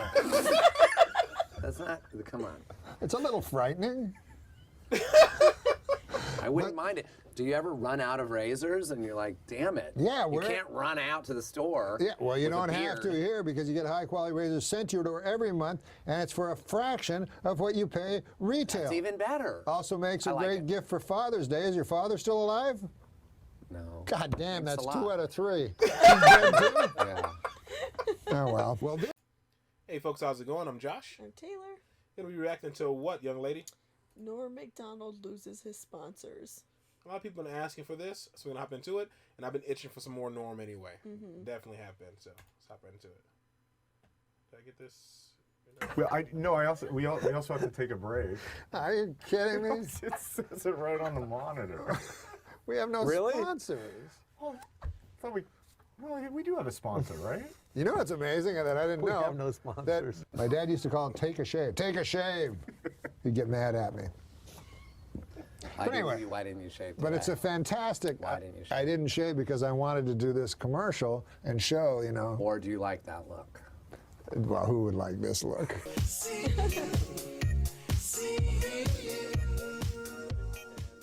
I want you to sign up for Dollar Shave Club by going to dollarshaveclub.com/Norm. You will get high quality razors sent to your door. That's not, come on. It's a little frightening. I wouldn't mind it. Do you ever run out of razors and you're like, damn it? Yeah, you can't run out to the store. Yeah, well, you with a don't have to beard. here because you get high quality razors sent to your door every month, and it's for a fraction of what you pay retail. That's even better. Also makes a I like great it. gift for Father's Day. Is your father still alive? No. God damn, Thanks that's a lot. 2 out of 3. He's dead too? Yeah.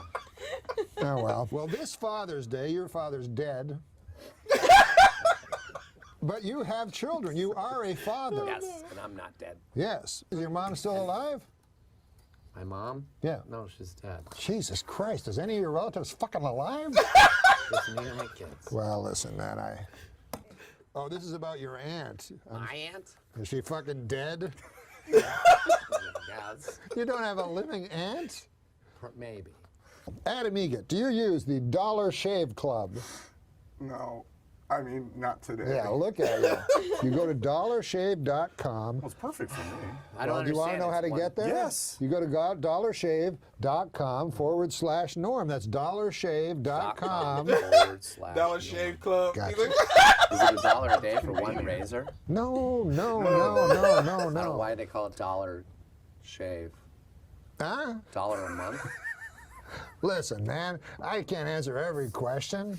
It's called Dollar Shave Club. Yes, that means it costs you $1 over the course of your lifetime. For $1 a month, have all your shaving needs met? I mean, on your face? Well, you can use it for anything. Well, that's true. Do I have to only use it on my face? No, they have no rules here. Then yeah. Of course, they have no rules. They send fucking razors to your house. Real quick. You want to talk $1 per month. And Yeah. you get $1 like per as month. many razors. That's kind of a good deal. Yeah, kind of. That's like, for the whole year, that's like $14. They can't be high Volume. quality. They can't be high quality razors for $1 a month. They're the highest quality razors in the world. You can slit your life through. It's somewhere in between. Huh? I think it's somewhere in between. It says high quality. Well, it's definitely high quality. It's high quality razors sent to your door. It says high quality razor. Every month. You would be crazy not to have high quality razors sent to your house every day. And we're going to read jokes. We read jokes. I thought you were going to talk about this thing. We're going to talk about the man. What about the man grate? Is that like a genital cleanser? No! Oh my God! What is the man grate, you ask? Okay. Huh? Fine. I didn't, but You didn't. It is 100% made in America. Cast iron grilling grates. Iron. You don't pronounce it iron. That's what everybody says. The iron horse, like Lou Gehrig was the iron horse of baseball. Yes. The word I-R-O-N is iron. No, iron. Cast iron. iron. Cast iron grilling grates that are kidding when you say iron. You know what? Don't be like fucking Larry King. That motherfucker, I say iron and he's up my asshole for fucking 4 days. That's what makes English the world's toughest language. Yeah? Right, sure. It is the Because toughest language To to me, learn. it's the easiest. Man grate. Have you heard of the man grate? Yes, I have. You have? Yeah. Where'd you hear about it? On Adam Carolla's podcast. Wow. Yeah. How about that? Do you have a father? Man grate is the perfect gift for this Father's Day. Is he alive? Yeah. Yeah. 100% made in America. If he was dead, it would have been a really bad moment in the commercial. Your dad's alive? No. Fuck. God damn it. I'm sorry about that. That's fine. Your father's dead. He's butchering these sponsorships. This But is you great. have children. You are a father. Yes, and I'm not dead. Yeah. Hey, folks, how's it going? I'm Josh. I'm Taylor. Gonna be reacting to what, young lady? NORM MACDONALD loses his sponsors. A lot of people have been asking for this, so we're gonna hop into it. And I've been itching for some more Norm anyway. Definitely have been. So let's hop right into it. Did I get this? Well, we also have to take a break. Are you kidding me? It says it right on the monitor. We have no Really? sponsors. Oh, I thought we do have a sponsor, right? You know what's amazing that I didn't We know? have no sponsors. That my dad used to call him take a shave. Take a shave. He'd get mad at me. But anyway, Why didn't you shave? but it's a fantastic. Why didn't you shave? I didn't shave because I wanted to do this commercial and show, you know. Or do you like that look? Well, who would like this look?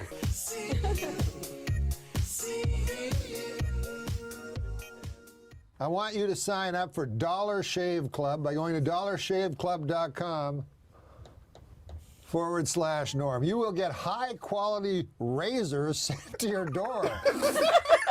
That's not. Come on. It's a little frightening.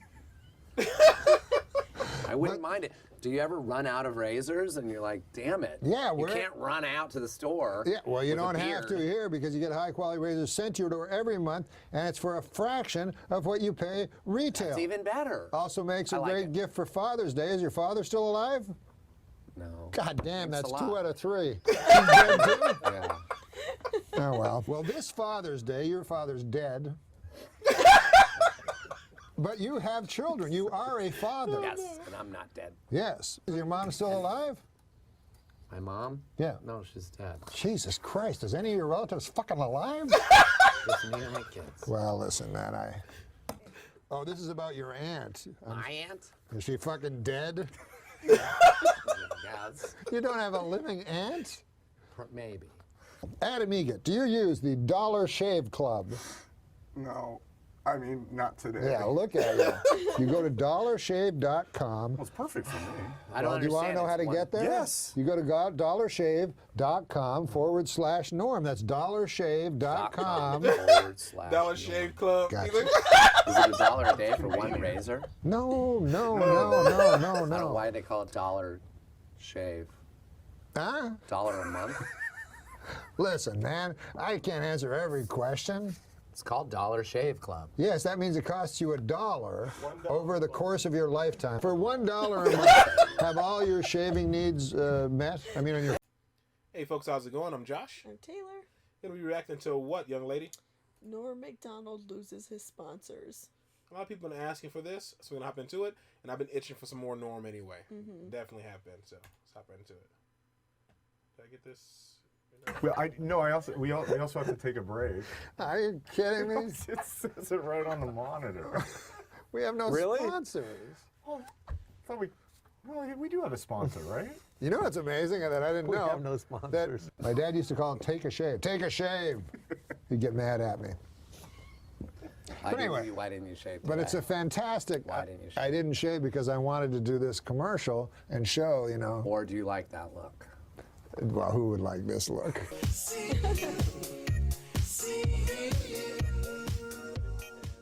I want you to sign up for Dollar Shave Club by going to dollarshaveclub.com/Norm. You will get high quality razors sent to your door.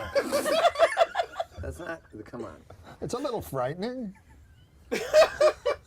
I wouldn't mind it. Do you ever run out of razors and you're like, damn it? Yeah, you can't run out to the store. Yeah, well, you with a don't have to beard. here because you get high quality razors sent to your door every month, and it's for a fraction of what you pay retail. That's even better. Also makes a I like great it. gift for Father's Day. Is your father still alive? No. God damn, Thanks that's a 2 lot. out of 3. He's dead too? Yeah. Oh, well. Well, this Father's Day, your father's dead. But you have children. You are a father. Yes, and I'm not dead. Yes. Is your mom still alive? My mom? Yeah. No, she's dead. Jesus Christ. Is any of your relatives fucking alive? Doesn't need any kids. Well, listen, man, Oh, this is about your aunt. My aunt? Is she fucking dead? Yes. You don't have a living aunt? Maybe. Adam Egat, do you use the Dollar Shave? He has this quality that's very important about him, and I think that's the main thing about him. He has this quality that many people, or some people have, and you meet these people sometime in your life, that people who are just funny because they are funny.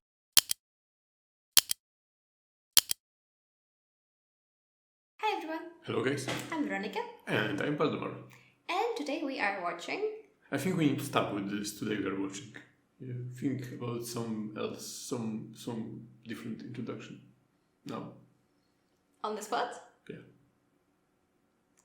In today's video, the discussed video will be Norm MacDonald on drinking and diseases. How is that better than mine? Huh? How is that better than mine? Because it was mine. So it makes it better. Okay, so I think it's the bit that you guys recommended as... I hope it is the bit that you guys recommended as the one about alcoholism.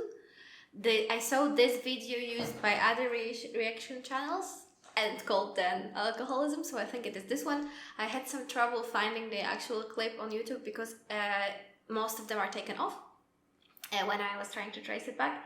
I don't know why, but from this stand-up a lot is erased. The same with the 12-minute joke that you guys recommended. There is a clip on YouTube, I think it's called Janice, something like that. But it's, I'm just asking because you saw it last time and you said it's too bad of a quality. Like yeah, but we haven't watched. Yeah, we just saw the beginning, like, I mean, just the still of the clip. And I think this one isn't going to be an insanely good quality either. I hope the sound is fine, but what's important is the quality of comedy. Yes, exactly. The quality of comedy must be on par. That's beautiful, so let's just start, because that was nice segue. Yeah, and we haven't seen that one, neither me or Veronica. No, not at all. Booze? Only vodka? Or is it, or you can call it booze? No, booze is all kinds of alcohol. It's like when you see on party invitations, BYOY, bring your own booze. So just bring your own alcohol. But beer can be a booze too? Yes. Yeah? Yes. Or only strong alcohols? No, beer too.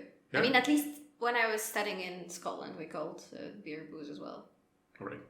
But I don't know. Last time watching his stand-up, and it sounds like if you just had like talking points written up, like I will be talking about this, yeah, I will mention my uncle, and the rest I will improvise.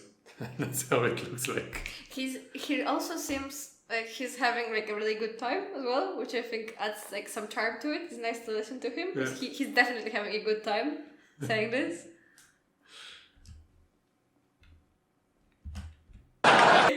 Everything he said so far that we've seen was very family friendly. I mean, maybe not family friendly, but teenager friendly.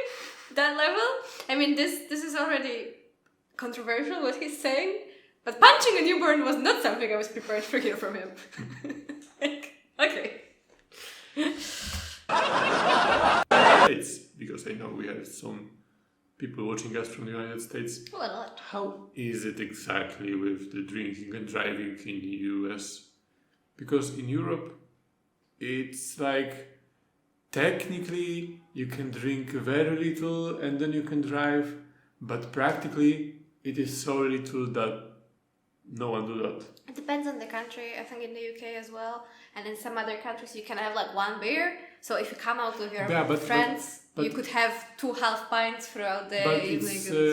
It's very difficult to know how your metabolism is. Yeah, exactly, because like one beer for me is different than one beer for Veronica, and the amount of alcohol in our blood would it be depends much different. If it's hot, how much you ate, how much good seafood you ate, and everything. Yeah, but I wonder because like I would never been in the US, but I watch some movies or some TV shows, and very often there is like a character or characters or group of people, and they will go drinking, and then they are like, okay, and they go all home. And in the US, it's not like here in Europe that you have, trams and trains and public buses that you can go almost Well, I guess in everywhere. big cities, but not in the small towns where the action of these movies often happens. Yeah, but I like, for example, I know in the office there were like a couple of that couple of instances, and I always wondered about it. Like, I was like, okay, Michael would do that, probably. But you have all the characters there, like, oh, we'll go just for a couple of drinks, and then they all go in the car, and... True. Or like you're watching the movies or shows about lawyers, and they have a meeting in the late afternoon or sometime during the day, and they will have like a glass of whiskey, and they will just, after work, they will go in the car and drive home. So, if you can tell me, how exactly does it look like? Yeah, what are the rules? Yeah, I know that you have those weird tests. I don't know why. I don't know what's doing. Oh yeah, and you have to like walk in a straight line. Yeah, touch your nose. I don't know. Say alphabet backwards. Because in Europe you just blow into the device and it shows you how much you have in your blood, and it doesn't matter if you are still able to do the eagle thing. Yeah. While you're completely hammered, and then they're like, "Oh, but you can do the eagle thing. That's fine. So you can try."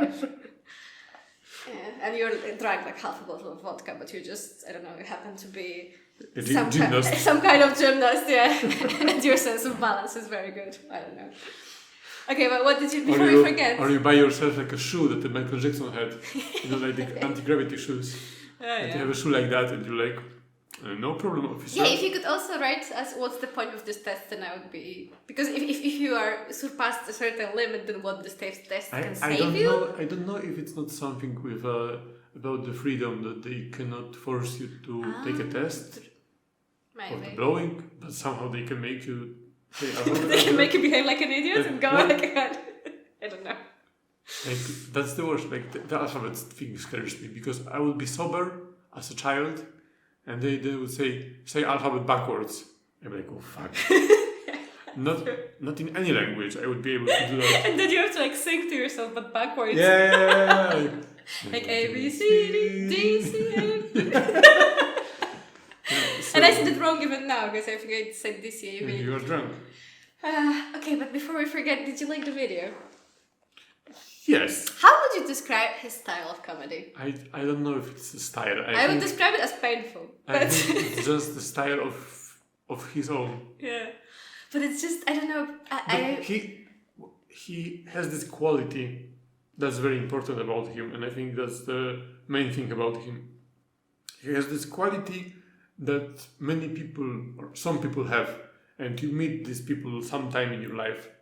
That people who are just funny because they are funny, and it's not like they have a joke for every occasion, or they know many jokes, or they're like, you know, so sarcastic. It's just like with Rowan Atkinson, you know, he's just funny because he's Rowan Atkinson and he has this face, and I think it's the same with him. He's just funny, and he's most funny when he doesn't try to be funny. Yeah, but I was conscious of like my body language, and I think I was watching him for a moment, and then I kept going like...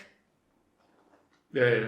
I couldn't stop doing that, and I feel like if I was in the audience of the show and it took like an hour and a half, and I would like walk out half blind, because I would just like all the time. Because like he keeps saying something, and then he also does this transition where he doesn't say like or make a pause, but he just goes like and then he says something else, and then he says something else. How do you call this person? A stenograph? Who is in court and he writes everything down? Oh yeah, I know what you like with in shorthand, but I don't know. Yeah, maybe I don't know. I think stenograph.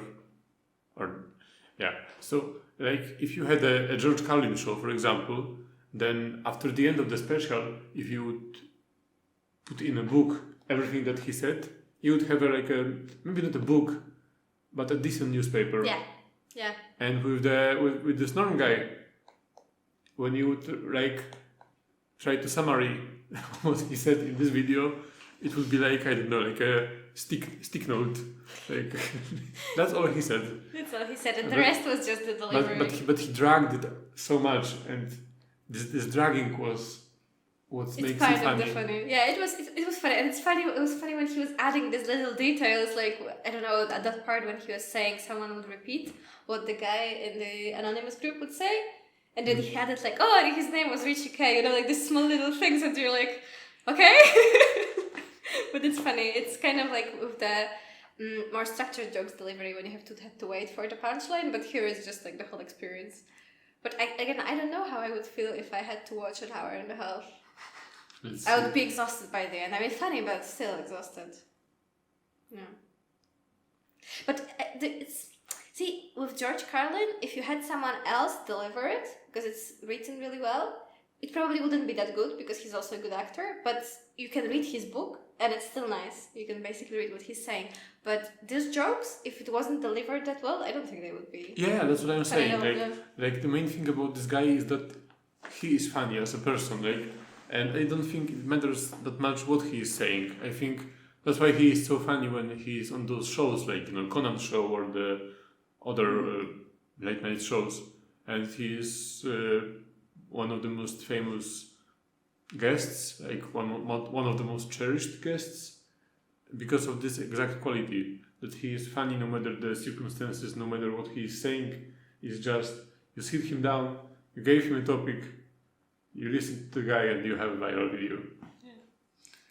Well, great. Thank you for watching and thank you for recommending. Yeah. And we'll see you in the next video. Goodbye, guys. Bye-bye.